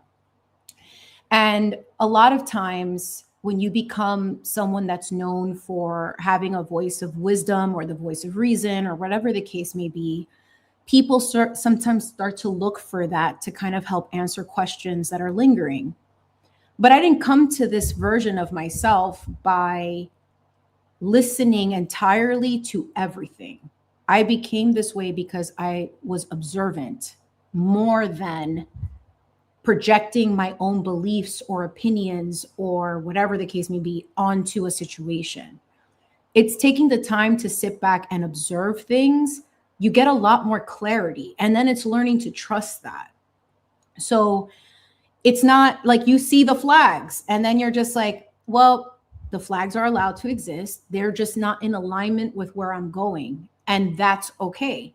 So I think that and especially in this type of space on the internet, like we have a lot of people projecting their own opinions, their own perceptions, a lot of people saying that their way is the only way and it's the right way, et cetera, et cetera. But you know what? In my opinion, it's always a maybe. And I know that that's hard for people to really grasp onto because the truth is the truth. Your version and how you perceive that truth is dependent on where you're at in your process. So if I'm coming from a place of my own observations, that's a unique process to me. And we can relate to that. But I would rather that come organically than for me to be spewing on the internet my opinions, my ideas about everything or what I think is going on, because the reality is I'm not there to see everything either. Like I'm not there to see what's going on. Even when I talk about like the reptilians, I haven't seen one. I can assume that that's what they look like because like a lot of research is there and I can believe that. But at the end of the day, I have no firsthand experience to really know if that's true. So I believe it to be true because I think that the idea of that is like there are just evil people that do things to cause chaos and destroy. That's a reality. But in terms of experience it, I guess I experienced a version of it. Maybe it wasn't a reptile, but it was very definitely giving cold-blooded. Okay. So it's that. So I think that like what I've learned with being Chimi Speaks and the importance in learning how to be silent sometimes is that sometimes what does the talking is the product, right? Like is the experience, it's the positivity, it's the questioning, it's the cultivating a nice space that feels like everyone can feel good in talking to each other and feel comfortable. It's all of that. It's so many things, but do I have the answers to everything? No, I don't. I don't know everything. I don't profess to do that. I don't believe that, we should jump to conclusions without hearing things first and without observing, without coming to those conclusions on our own. And sometimes they may not be in alignment with others, and that's all right. We're all like, if there are multiple realities and multiple universes and everything everywhere all at once, that's what that is. Like I'm just a version of it in this moment in time that you're going to watch, and in a replay it'll be in the past. You know what I mean? So learning silence and learning that sometimes you don't have to speak for something to be said is what I encourage more people to at least try. Because a lot of us, because of our issues, our traumas, etc., feel like we have to over explain, or we owe people an answer, or we have to say what's going on. Less oversharing. Okay, like not everybody wants to know. And granted, that's your right. Like, I'm not going to tell you that you can't do X, Y, and Z. That's your right. If it's not hurting anybody, or if it is, then you have the consequences to deal with that. But like, in terms of, for me, it's less oversharing. I used to share too much. And then what happens is that the right, AKA wrong people, have access to that information, that they end up exploiting that. So it's better to say less and allow your work to shine. Like, I made this with y'all. I ate it with you, or part of it. Like, there is something to be said to leave a little misterio, a little mystery. You know what I'm saying? Like, we don't have a lot of mystery anymore. Everyone is like just full on the internet, expose everything about themselves, their family, their lives, like all the drama, all this stuff that is like, what is it for in the end? Is it for attention? Is it for healing? Like, how are you delivering the process? How are you delivering the experience? And also, in my opinion, as a content creator and as somebody who has like this tiny pocket of influence, I take this very, very seriously. I don't want my audience and the people who watch this on the replay or live or whatever to feel heaviness. Most of y'all have a lot of stuff going on in your lives. When you come here, I want you to check out and check into the vibes.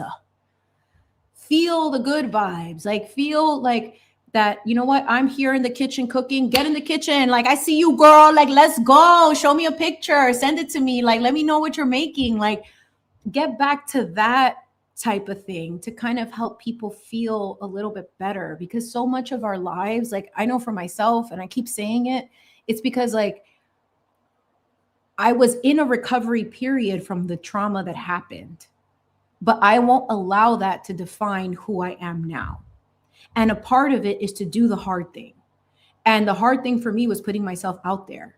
And slowly but surely, I prayed on it. I just trusted myself to be like, I'm going to take a risk and I'm going to put myself out there. And here I am, right? And the receptivity of it just makes me know that it was the right thing to do. And that's a beautiful feeling. Like, not because I'm trying to like seek the validation, but it's more so like you find your tribe when you find the right, when you go and you approach it with the right energy. You're going to attract what you put out, right? So I don't want to have all of that stuff on my platform. I just don't. That's why I'm like, mum's the word. And it's not because I don't have an opinion.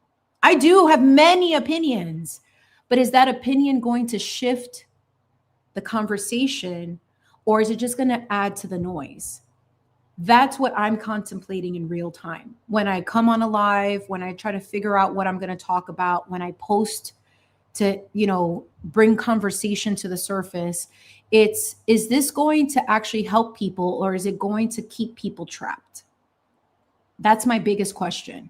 And for me, it's like, as a former trapped person in my own misery of like, I can't believe this crap happened, and getting stuck in that, I'm like, no, I'm not going to allow this anymore.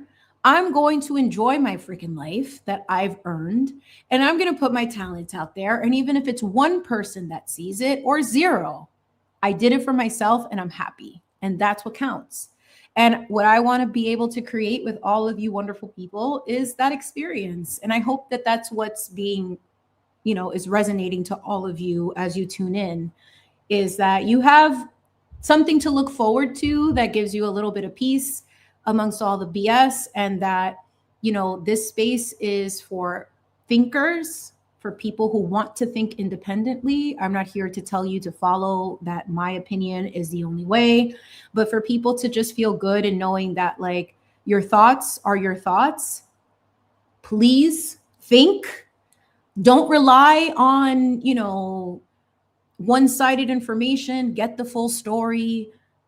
Come to your own conclusions, and don't feel forced into believing a perspective because you're following the crowd. Be your own leader. To me, it's like, you are all leaders here. That's what you're supposed to be. And who you answer to is whatever your divine source is. It's God for me. So, you know, it's important to continue to fortify that relationship and know that you would be probably the odd one out sometimes, and that's okay. That's okay. Like, be the odd one out. Be the odd one out in the polka dots. Honey, listen, the last time I was in a polka dot shirt, minus the red lip, I mean, I even looked at that video and I was like, that first time I did that, when I first came on this page and like actually left a video like that up, I'm like, this is what sells. People just want the drama and the gossip, and I hate that. I would rather take my time building a legacy versus being a trend or being a slave to a ideology that keeps you in a very low frequency. No, I'm not doing that. Like, and that's okay. If it means that I have less people following me, that's okay. I'm genuinely like, if you see, I'm going to get more fine lines right here, because I literally smile so much because I'm just so happy to share what I know, which is very little. I'm always learning, but to just share a little bit of happiness on the internet and do something that is a little bit more fulfilling to my purpose. And that's what my purpose is to bring good vibes. So I'm going to be that girl with a red, listen, the red lip is giving, you guys.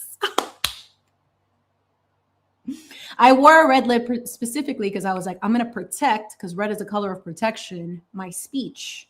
I'm protecting myself in that sense. So, you know, pa fuera, to all of y'all that have bad intentions, you have a right to exist like that. That's okay, but that's not welcomed here.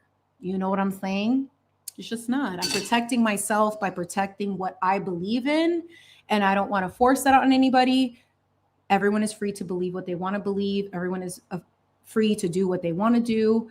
It's just every action has a consequence, good or bad.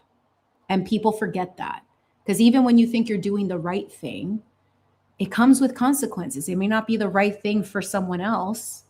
Are you considering the source? Are you considering the whole picture? You got to be mindful. Like, if you have a platform like this, you're influencing people. I'm not trying to influence y'all to be on your worst behavior, on some act bad. Okay? No.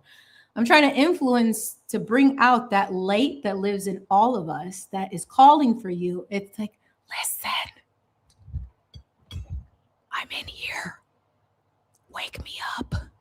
I promise it'll be the solution to all your problems.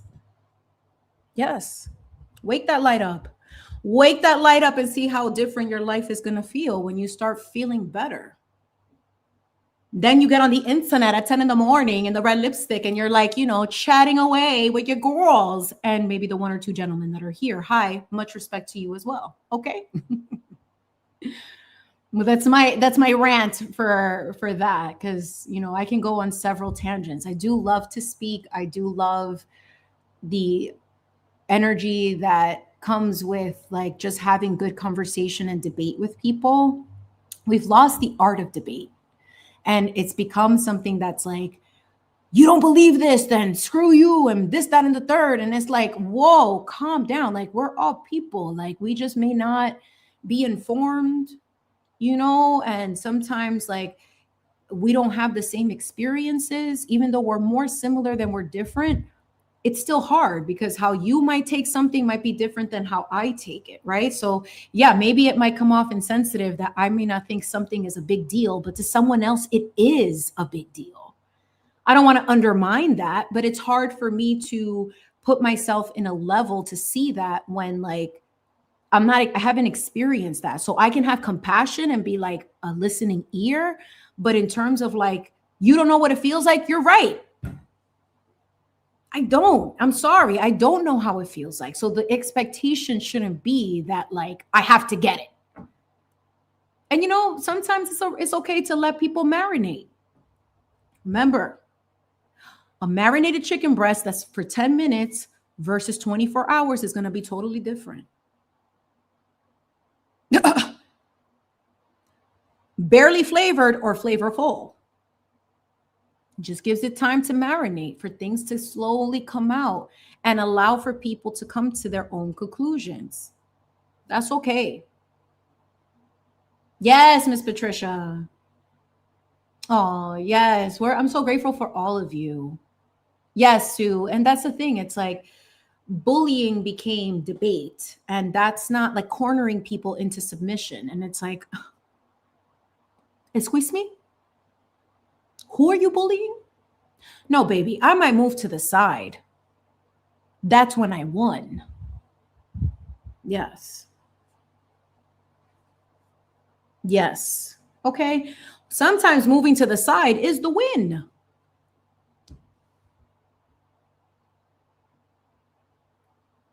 Because remember, energy is currency. And if you are loaded with good currency, honey, and we're talking about coins, would you go spend your money recklessly? I hope not. So when you see it like that, energy is currency. You could start peeping who's trying to steal your currency. And that's where you become more selective in terms of where you invest your energy. And silence is a direct response to this currency that I carry is too valuable to invest in something that is not going to grow, or something that wants to remain stagnant, or something that wants to be committed to misunderstanding you. It's a losing battle. That's the win, is having that awareness of when to check out, when to clock out, when to be like, I'm out.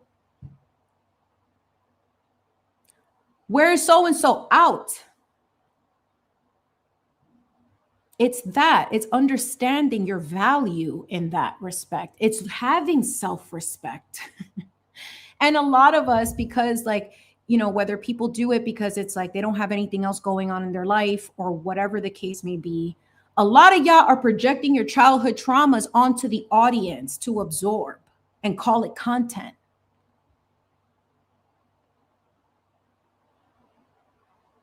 Are y'all ready for that conversation? Like, that's what that is, honey. You don't want to have a talk. You want to scream from the point where you were stagnant, and you want to call it mature because of the age and the number that's associated with where you're at in your life. But internally, you're 5. The way you handle things, you're 3. 3-year-olds have better emotional regulation than some of y'all who claim to be adults. Okay? It's like you can't have it all the ways. And that's why having a channel carries a very big responsibility. No matter how big or small you are, you have the potential to influence. If that's the case, know that people are investing their time and energy in you. Take that seriously. It's not about only money or whatever the case may be. It's like you are potentially changing people's lives. You can change someone's day. You can uplift someone's mood. You can help someone heal. And that's something that, like, I look at that and I'm like, the fact that people come here and show up every Saturday to see me, okay, at a channel with less than 100 subscribers, only because I'm just stating fact, not that that bothers me. It doesn't. I'm happy with the audience I have. Like I said, legacy is the mindset. Trends come and go. Legacy is here. So I don't care how long it takes to build. I'm happy doing it. And if I decide that I don't want to do it anymore, that's okay too. But when you think about that, legacy is built on integrity. It's built on accountability. It's built on longevity. Quick fixes are just not going to get you where you want to go. And maybe that's your goal. That's okay too. If that's what you want, a quick fix, that's your right to explore that. But I think that I think we're all at a point in this collective energy globally. People are just tired. People are over the nonsense, the non-accountability, these files that were exposed and there's no accountability. The world is supposedly ending. I am not giving my power and my currency, my energy to fulfill a narrative or a perspective to help it grow. No. Because who benefits from that? Not me. I'm left drained and tired while the other person is thriving. So then that's when you know it's just not for you. That's okay. Self-respect is important. Knowing your value and your self-worth, and miss me with the whole, oh, you think you're better. No. I respect myself enough to know when I'm not welcome somewhere, when I'm not invited somewhere, I don't just force my opinion. I don't force myself anywhere. That is important to have that awareness. And as someone who's now on the internet with an influence, even if it's a person, that's a huge responsibility. I don't think a lot of people really take seriously. And I'm just not going to be participating in the trying to get people to believe my version of the truth. No, I have a version and then there is the truth. And I am choosing to silence my version as to not influence or project a perspective on purpose, because the truth ultimately comes out. So I let everything rock. I let it ride while I bake these delicious treats, honey. That's what I'm going to choose to do because it's peaceful. Some of y'all stressed in a mess, honey. Calm down. Clock out of the internet. You don't need to be here. Or start absorbing content that makes you feel good. That's what I hope to do in that very long-winded explanation. And yes, Patricia, thank you so much for saying that. You know, Miss Patricia,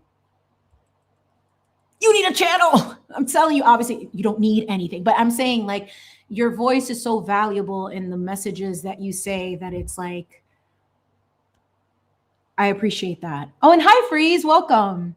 So I'm going to read this comment out loud if it's okay, Miss Patricia. So we can stay in a victim mentality or we can take our power back and be determined to be victorious. I would say that to my kids. We are not victims. We are victorious. Thank you for saying that. You're absolutely right. And then Freeze says, weaponizing one's trauma and the trauma of others is deadly. My new mantra of the month, not my feelings, not my circus. Absolutely. And good for all of you for having that awareness for yourselves, because it's important to see that, you know what, when we participate in these things, then we're also responsible for the perpetuation of it. We can't say we're tired and we still show up to the same things and the same behavior continues or the same thing is going on and we're complaining about it. I'm guilty of that.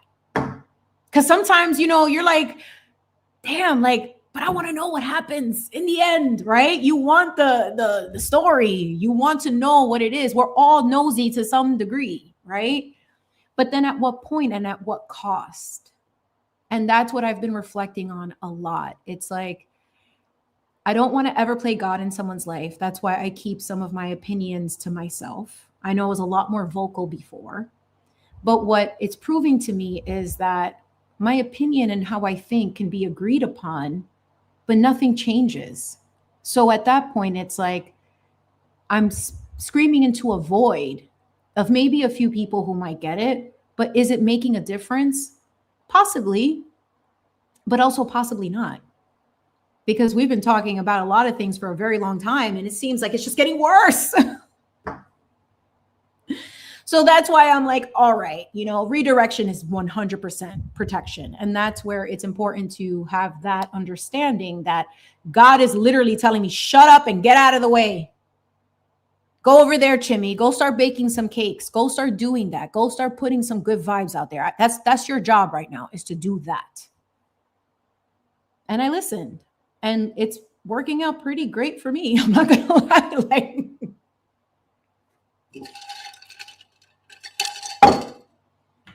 It's working out pretty all right, and I mean, but that's just because it's designed.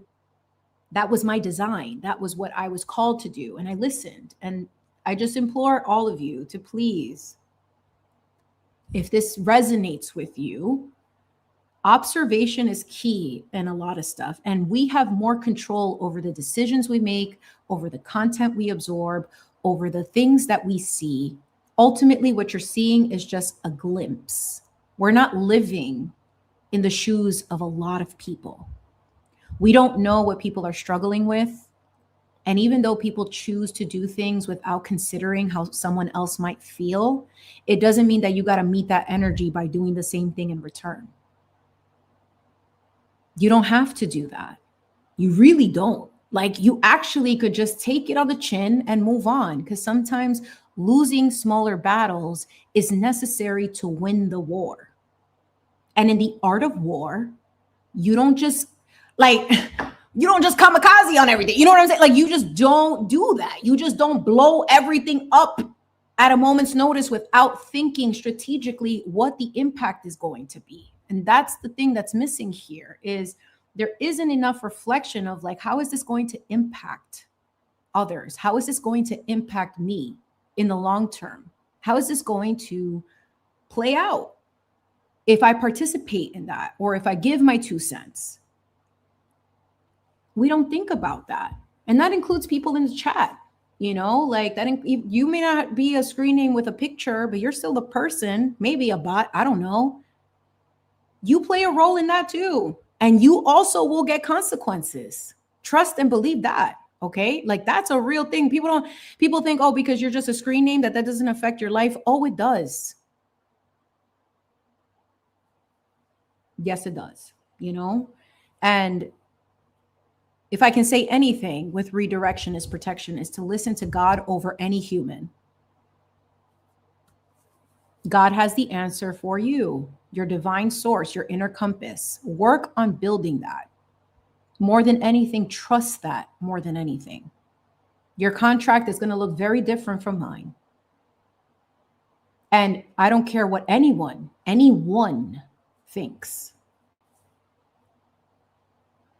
God comes first for me. Everyone is free to have an opinion, but ultimately the way that I move is what my divine source, what God is telling me to do. And that's not going to make sense to a lot of people.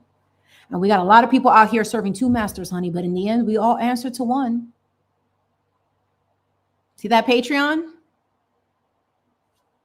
Miss Terry knows. You can't serve 2 masters, but in the end, we all answer to one, whether you believe that or not. So choose accordingly. Choose accordingly. Please do that. Wait, I just saw erotic intelligence. What? Excuse me, freeze. It's too early in the morning for this still. I'm just kidding. Let me read the comment.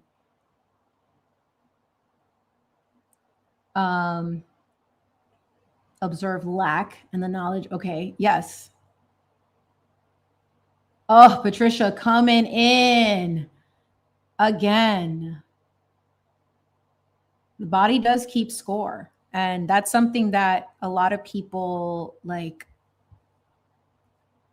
may not have conscious memory of things, but the way that they act, the way that they behave, it's a part of that. And it all starts with your childhood. It starts with your experiences at home. So if you have any control over your environment, like actually I was having this conversation with my mom the other day. Like we were talking about, the biggest, issue with maybe choosing this path of schooling and education is the lack of socialization. And my husband and I were talking about it too. And I was like, but is it a lack of socialization or teaching that quality matters over quantity? Because I can remember being in school and hating having to sit next to some, let me not curse because I've done good so far. Okay. Can I get a little heart in the chat, please? I didn't curse today, right? I'm pretty sure I've been very mindful and cognizant of that. So I'm trying not to do that. But I would have to sit next to this child who was torturing me every day in school because his last name was the letter before mine. And it just so happened that we sat together. And I'm forced to sit with that while trying to force myself to focus on school while he's being a deviant and being annoying. So is it socialization to amplify, or is it socialization to chip at your confidence? This is brought to you by Tortellini. No, but like, you know what I mean? Like, why do I have to force myself or force my child to deal with other children that don't like her? You know what I mean? Like, even as adults, why am I forcing myself in a place where I know there's animosity? Does that make sense? Please tell me if that makes sense, because like, I don't think that that's the right way. Children who feel good about themselves and are confident automatically grow up to make better choices because they trust themselves, as opposed to the adults telling children, hey, you need to say hi to this person because that's your relative, even though the child is giving, I don't really feel comfortable about this being around this person, but the adult is like, you need to do it for the optics. Because that's family, that's a friend, that's a family friend, that's all these things, right? But we don't give enough credit to the child who's physically being like, I don't know how to describe what I'm feeling, but I don't want to be here.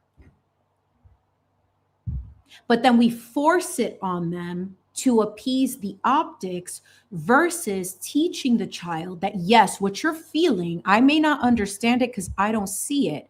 But obviously you're getting hit, an intuitive hit that something's not right.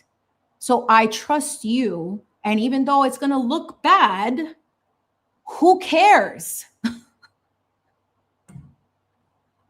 Like, am I bugging here? Like, who cares? So is it socialization in a way to amplify, or is it to chip at a person's internal compass and trust in themselves? Is my question.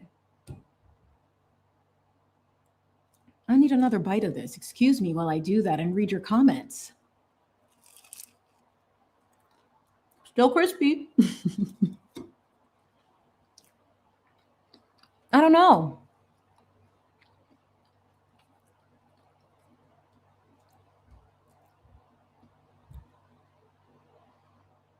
Yes. I agree, Boston Brandy. I mean, I just think that like sometimes, like even choosing this path that my husband and I chose, and we were given and gifted to some degree, because I do see it as a huge blessing. I think that, I mean, it was 100% met with a ton of resistance. Obviously, you're going to the beat of your own drum and you're going off the beaten path that nobody really takes. You kind of become the odd one out, right? Like you become the person who, or the people that are doing the weird stuff, the different stuff. And a part of it is knowing intuitively what works for our child. And although our family is lovely and everyone is entitled to their opinion, ultimately what we choose is what we believe is best for our child that we decided to bring onto this earth. That's not going to fly with a lot of the people who are used to being in a system or in a structure of you go to work, you go to school, you do this, you do that, you get your degree, You become a doctor, you become a lawyer, you do all of the things that are already scripted, especially if you come from immigrant families. We didn't leave the motherland for you to be an artist, okay? So there is a lot of that. But then what we forget is that our children are borrowed. They're not ours.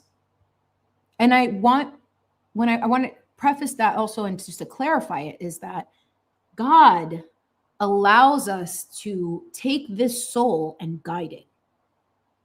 So ultimately, that soul has its own role, right? Like my assumption, my opinion, my belief. Who am I to tell that soul that you can't do what you were designed to do because the optics matter more? I don't agree with that. So I listen if my daughter feels something or if she's not right. I'm in tune with her. And it's to allow her to build that confidence to trust herself. And there's going to be times, I'm sure, that she's going to do things that I'm like, ay Dios, bring out the rosary beads. Let me start rezando la Ave Maria, Santo Dios en el cielo. Literally, like I'll be on that type of time, okay? I'm going to be praying, I'm going to be saging, I'm going to be putting salt all over my house. Like, listen, what is the ritual for that, okay? Like, what is the ritual to make me understand that this child will make decisions that I won't not understand? But we'll cross that bridge when we get there, you know? But ultimately, there is a respect for allowing for certain things to happen, obviously within reason, not with like, you know, like you don't rule with an iron fist. You rule with understanding, in my opinion. Maybe because that's my opinion, because I came from ruling with an iron fist and being obedient and not having an ability to speak up or to say what I felt, etc. So the approach now is there are rules that have to be followed for society to function. But then in terms of who you are, who you want to become, you're not a reflection of me.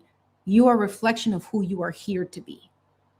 And we listen to our children. If we were to listen more to our children and protect them, yeah, the future would have less trauma. Maybe they will want to take care of us and not go no contact, you know?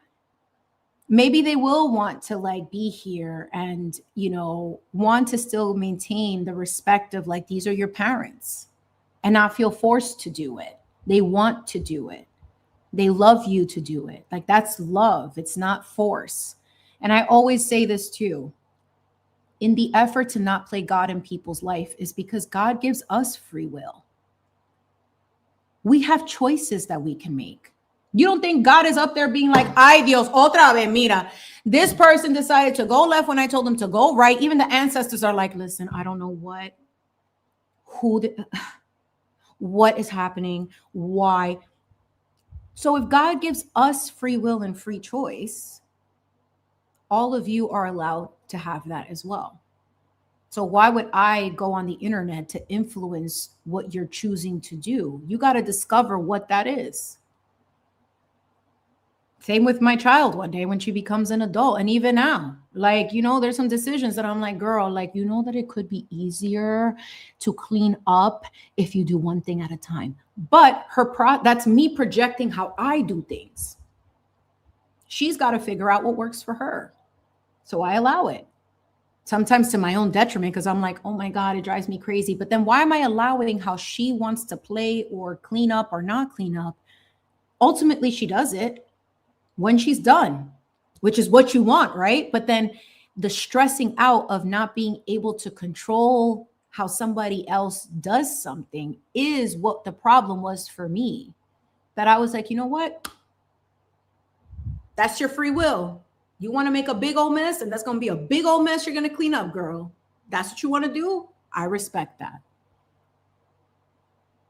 Same with other people. Like, that's why you're not going to catch me debating with people. There's no point, because you're making an active choice to do what you're doing. See how far that gets you. But you're not going to extract from this bank, from this currency. No. No. Mira. Absolutely not. No, no. Clocked that a long time ago. Clocked it. Different polka dot blouse. Clocked it then. Clocking it today. Clocking it every day since then. You got to let people rock. You got to let people do whatever it is. Those who incorporate and merge the shame and blame game into their brand is mind-boggling because it goes beyond the line, in my opinion. However, I get and understand why some do it. Shaming people for what? Like, I mean, it's like, you don't know. At the end of the day, if you look at things objectively, nobody knows anything. And when you start understanding that, you leave room for things to come out. And to be surprised and shocked by the truth, which is consistent. But like a good chicken breast, it got to marinate for a little while before it comes out. And what my thing is, and what I've been feeling in general is it going to have to take for another tragedy or something worse to happen? Because of the amount of tension that has built up in so long for things to finally click for people to cut it out? I don't have that answer. I'm praying that it's not that, like I'm praying that it's not that type of energy. I hope that people calm the hell down and,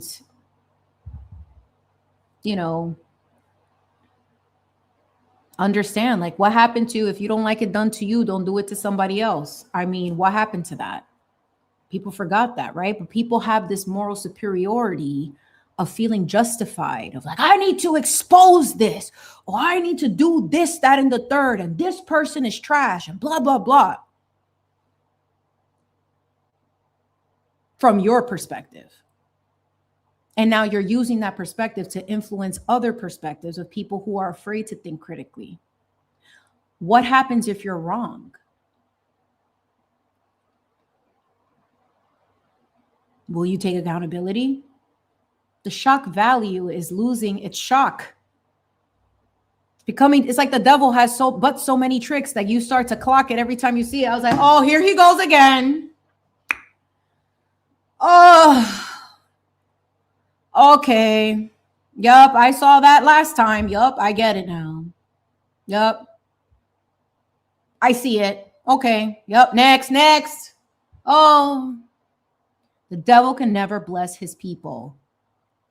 We people in a divine alignment are tricked into believing we don't deserve the spot that we're in. So these people, these low vibrational people who choose that, can extract from the currency.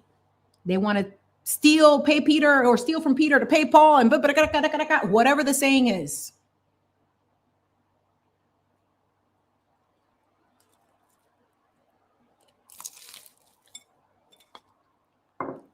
Yup. Act like you heard. So ultimately, friends, the world changes when we choose to. Circumstances change when we choose them. And sometimes it takes for that one rogue person to be like, no. No explanation.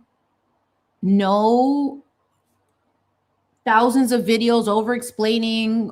It's just no. Silence. That sometimes is the answer. Let them read it in whatever version they want. Let them assume whatever they want. Who cares? Who cares? But change doesn't happen if we don't do something about it. And it's not about, change everyone's mind. That's not the point. You changed your mind, the change happened. Exactly. Nothing changes if nothing changes. You have that choice. You changed your mind. That's a part of the change. Now now the path is clear for a different form of alignment. And it's not about being like, you need to have beef with people to exit stage left. No. It's just no longer in alignment with where you're going. And that's okay. But it has to be, you know, un show. The only one that likes a show is El Diablo and anyone affiliated with that shit. Okay? And I just cursed for the first time. 1 hour, 59 minutes with like 40 seconds. That's fine. It's towards the end. YouTube ain't gonna come for me. They can't anyway. I'm not monetized yet, so it doesn't even matter. But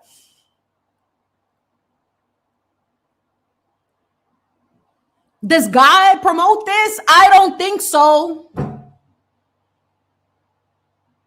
Insightful conversation doesn't have to be dramatic or have to be bashing other people or like having an opinion doesn't have to come with you destroying someone, like, or that you don't agree with somebody. Like everyone has to announce, like, I am not going to be in this space no longer because I don't like X, Y, and Z. And dun dun dun dun dun dun dun dun dun dun dun dun. It's like, if that's what you need to do, baby, that's fine. But at the same time, it's like, why do you need to do that? Just move. Be out. And if people ask, you know what, it's no longer in alignment with what I want to do. Okay, that's the answer. You don't have to feel like you need to explain to people on the internet or strangers what you're doing with your life. They don't care. Ultimately, look, what they like is el bochinche. What they like is all the gossipy. That's what they want to do. Oh, well, I heard this person said this, and the third. That's what you're really here for. Well, guess what? This is not the Real Housewives of corruption. Okay, it's not that. People are just trying to live their ordinary lives and bake a little Bostock on the internet. Okay. Oh, that's what that is. It's like, you know, and maybe look, I thought about this too. It's like, maybe, you know, this is a whole, I mean, there are people who are agitators who get paid to be agitators. That's a real thing. They're just doing their job.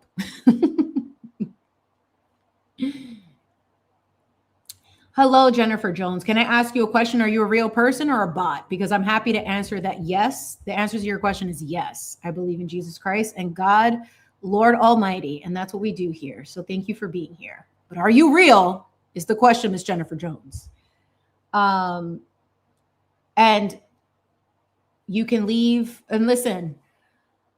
Speaking of Jesus Christ and all of those things, that's my personal belief.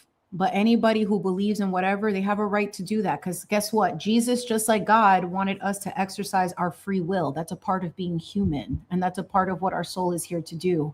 So it's not good to go into chats and, you know, force something or say whatever, because then that's not what God does. God gives us free will. So if you're trying to change someone's will to believe what you believe, then you're not operating in your God frequency or obeying what God wants us to do with the utmost love, light, and respect.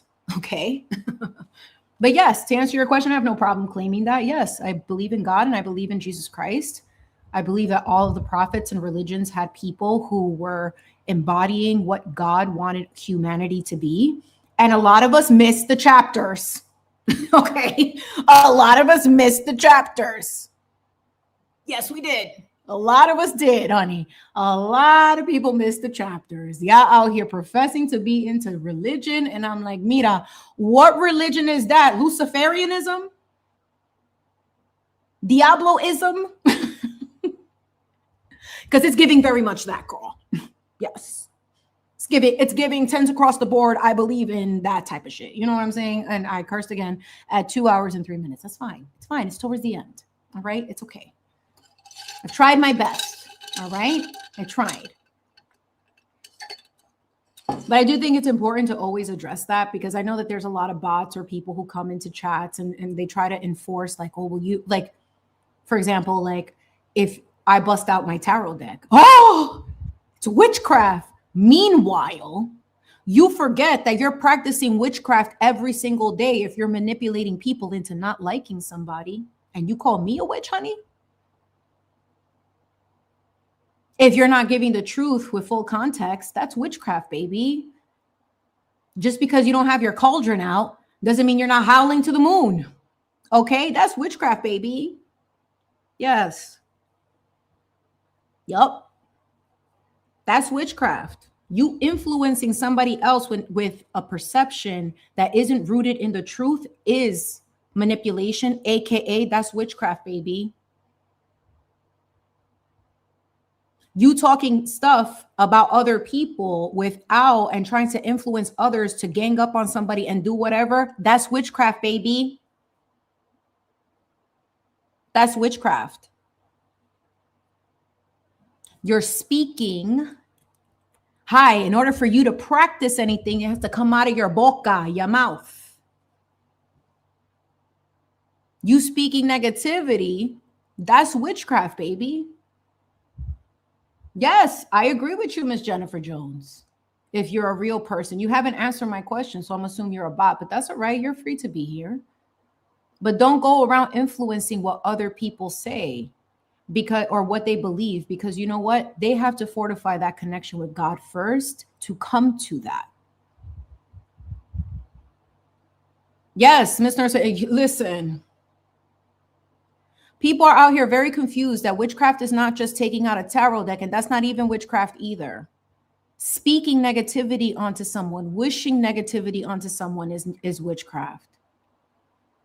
Saying that you are praying to God and then you're doing the opposite of what God asks you to do is witchcraft, baby.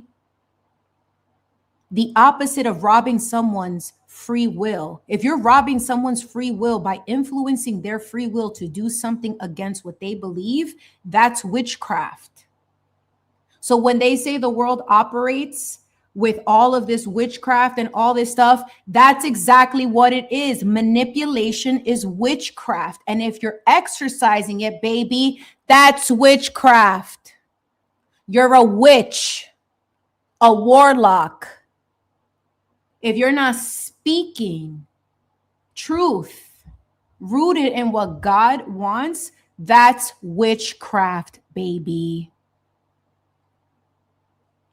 Miss Jennifer Jones, you are more than welcome to be here.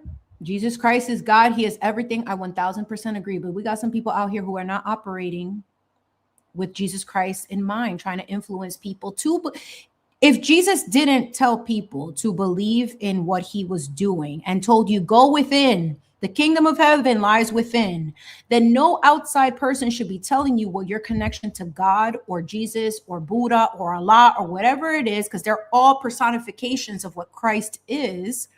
No one should be telling you that. Nobody. That's between you and the Lord. Jesus didn't want us to go around influencing people to believe the word. He told us to speak it, but ultimately the free will, which is given to all of us by God, comes down to what you choose. And God, regardless, loves all his children. He still loves Lucifer because he's still allowing him to be a menace to society, honey. And Satan, okay? And his minions. They just keep choosing the wrong thing.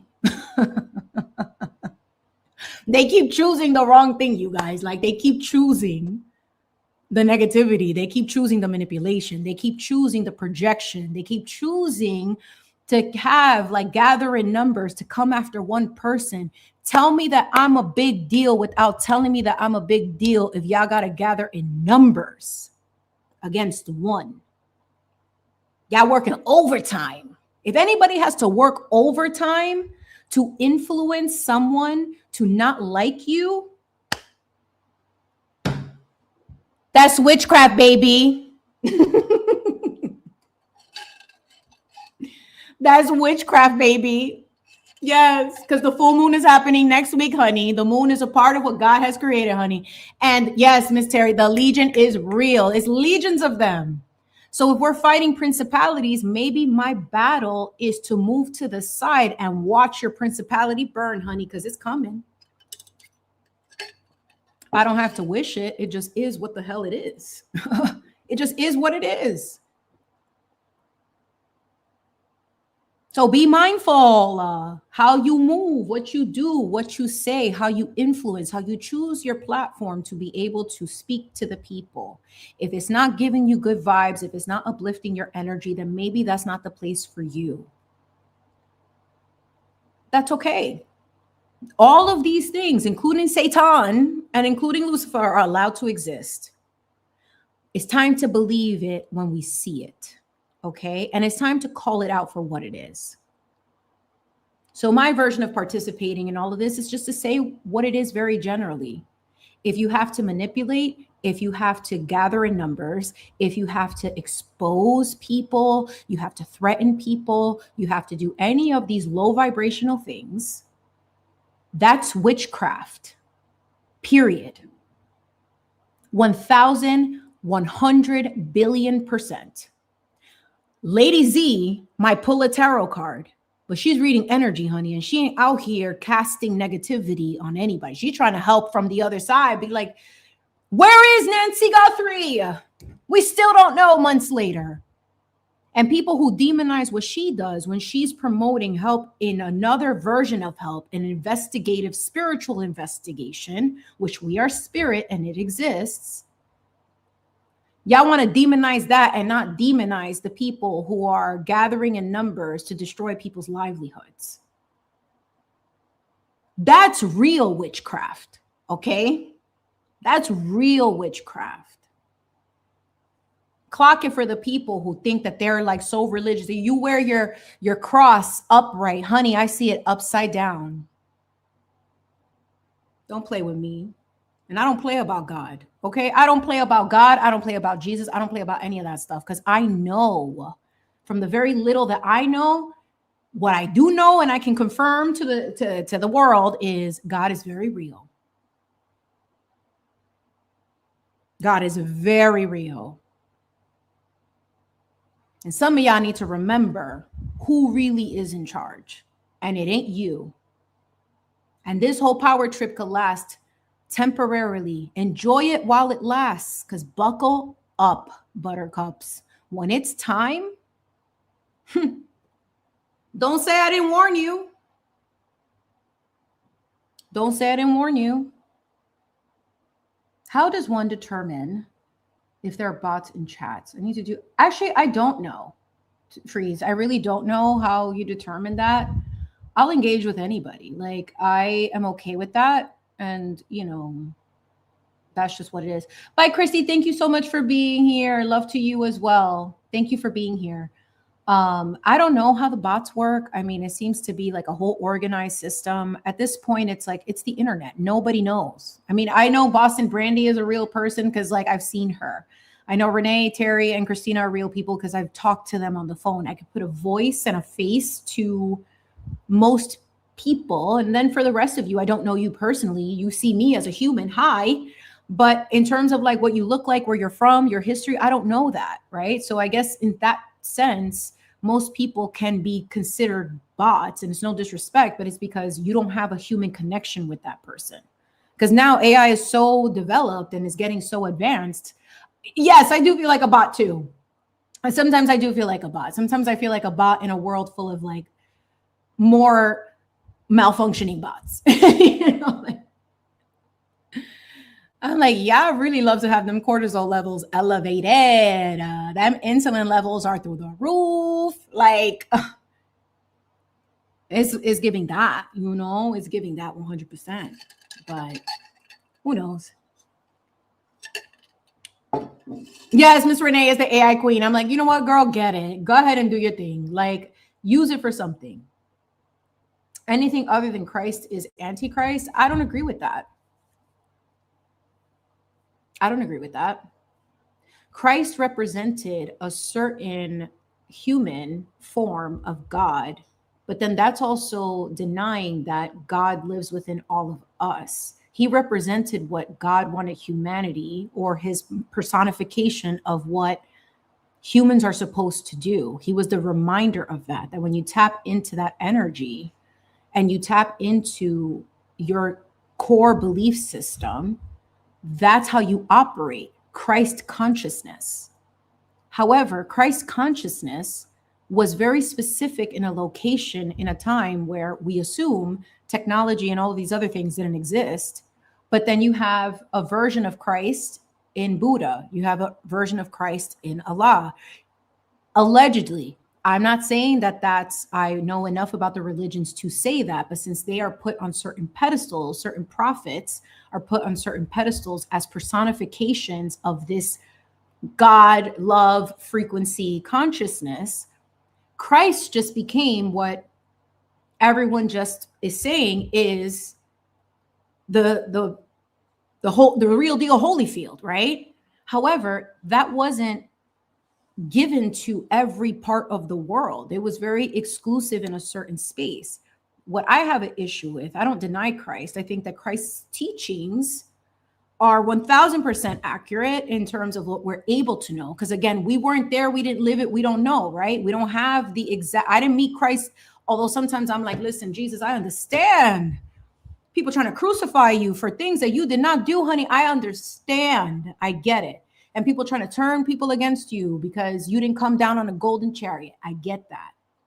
However, because it was so isolated in a certain part of the world at the time, everything is happening in different locations. So what the consciousness is represented in Christ, is represented in other prophets.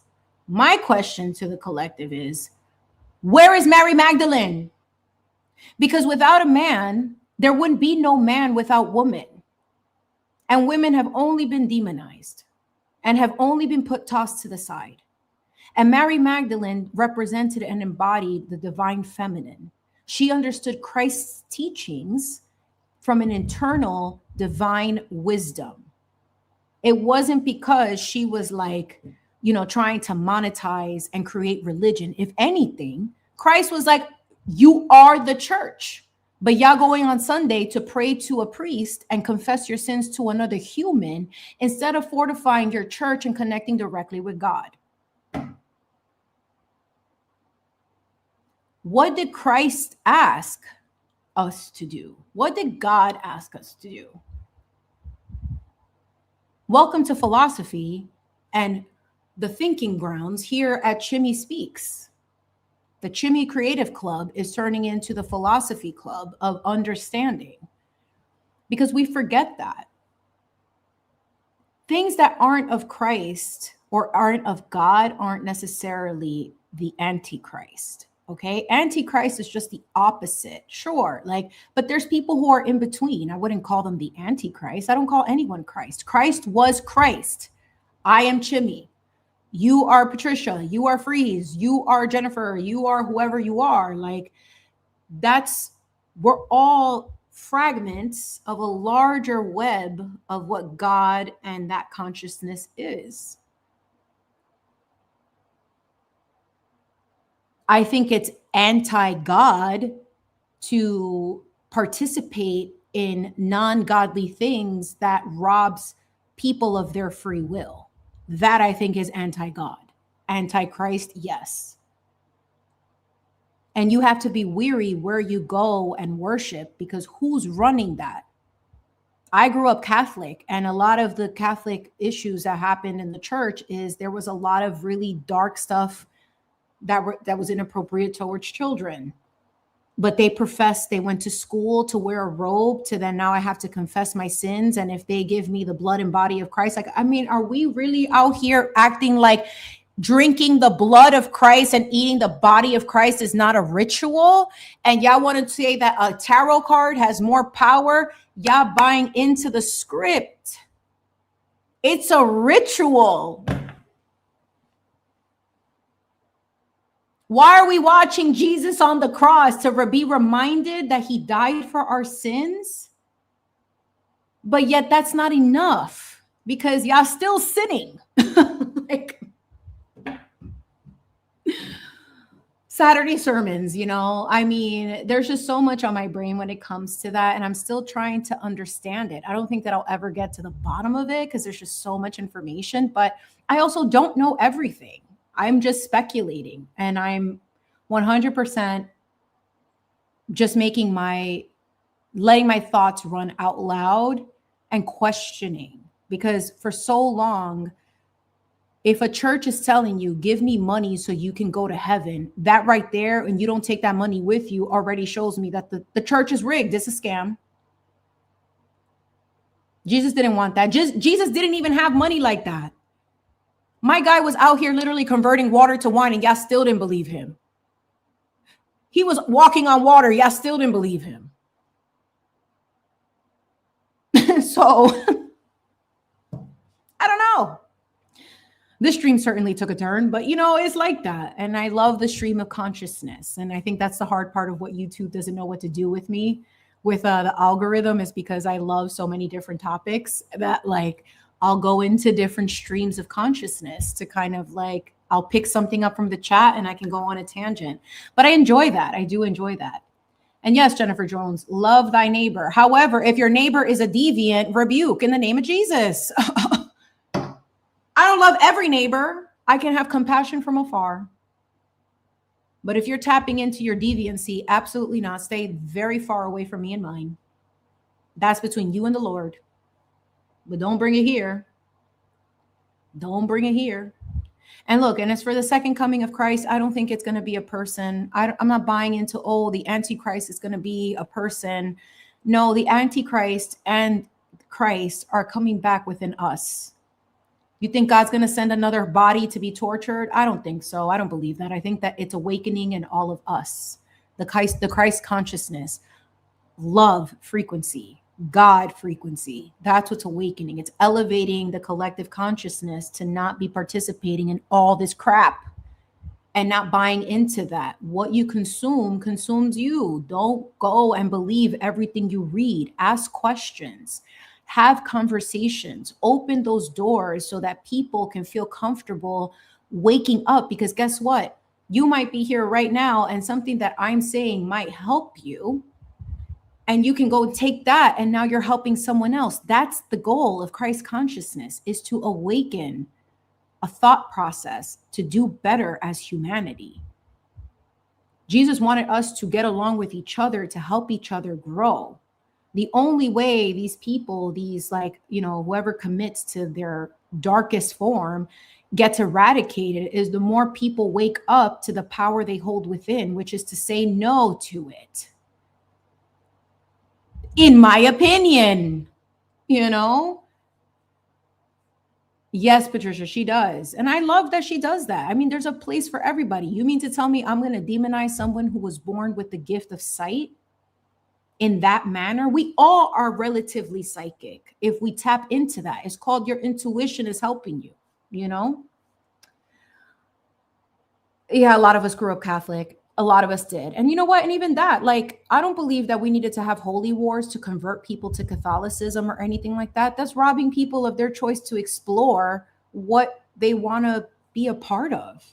Why do you need to murder people? That's not what God wants us to do. I know it's giving very much Old Testament. Yes. But the New Testament, it makes you wonder why certain people don't want to embrace the New Testament and Christ himself, because Christ was like, we just got to love each other, you guys. Here, this water is wine. Cheers. He didn't say, go to church every Sunday, confess your sins to a stranger who professes to be a priest who was appointed to be better than you. Already you missed me with that. The minute I heard that, I was like, nope. That's not what God does. God didn't separate us in that way. He loves all of us individually, even when we mess up. And he expects, yes, Miss Terry, he expects to have a relationship with each of us if we embrace it. And yes, Peter, I'll say it again. Mary was ostracized. Mary Magdalene was ostracized and called everything but a child of God. And here comes Peter. And Mr. Peter questions Miss Mary. And he's like, well, what makes her so spectacular? Well, let me tell you, Mr. Peter, while you were out here monetizing Jesus's teachings and making it into a church and given the becoming basically the head boss in charge, you missed the point of what Jesus was teaching. He didn't say, make money off of my teachings. That's not what that's about. Oh, well, look at that. I popped up into your newsfeed. Wonderful. Thank you for being here, for clicking. 1776, listen, 250 is next week for America. And you know what? We got a lot to answer to, too, as Americans, from all the stuff that our quote unquote forefathers and everyone else, But that's kind of what this space is. It's a little bit of everything. It's a little bit of baking, it's a little bit of painting, it's a little bit of art and creativity, and a lot of just thinking and critically thinking. I'm not here to convince anyone to think that what I think is the truth. I think that the truth comes out regardless, but you ultimately have to come to that conclusion yourself when you're ready to receive it.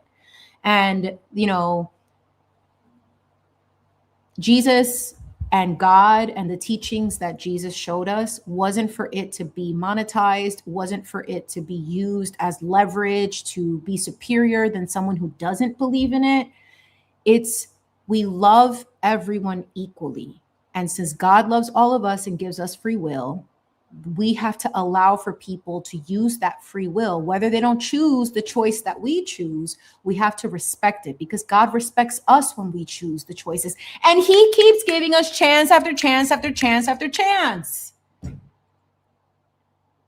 He's like, I'm going to spare you again. You know, like, I'll spare you again. But you really trying me today. This is my relationship with God. I feel like God talks to me like that. He's like, Chimi, I told you, don't do that. I'm sorry, Lord. All right, fine. Now pivot this way. He knows your heart. God knows your heart. God knows your intention. And that's all that matters ultimately. But if you got to force people to believe what you believe, whether that's Jesus or whatever, you're doing it wrong. In my opinion, you got to operate the way God does in the sense and not be God. We're not God. He lives within us and he uses us, our vessels, to speak that word and to share that message, but not in a way to force it on people. Never that. Never to force it. It's always to be inclusive, always to allow for people to like come to their decisions on their own. That seems to be the topic of today. Rejection is or redirection is protection, as is rejection. Rejection is also protection and redirection that leads to ultimately protection.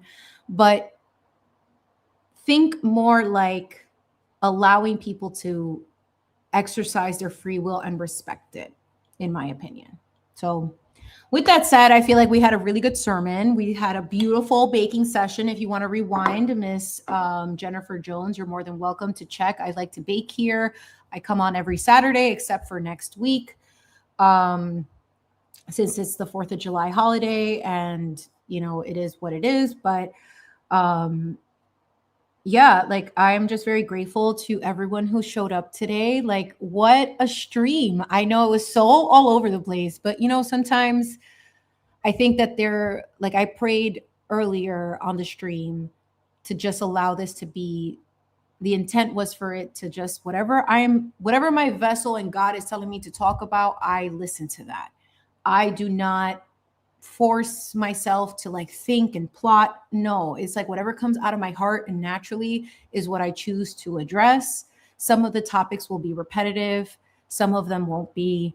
But if you're here to learn a skill and watch this Latin lady from New York rant, you're at the right space. And I love that. But I appreciate all of you.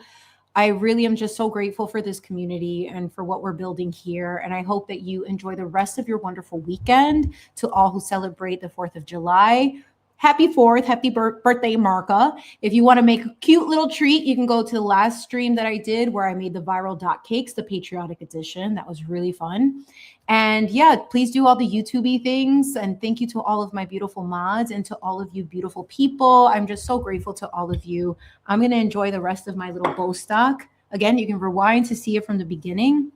And with that said, me and Tartellini wish you all a wonderful rest of your weekend. God bless. And I hope you all have the best 2 weeks. Although, look, I might want to do something really small. I don't know. I'll let you know. Just be sure that you're subscribed, do all those things. I don't like asking for that, but I have to. That's a part of this thing. If you're able to subscribe, thank you. And if not, that's okay. But happy 4th. Love you all.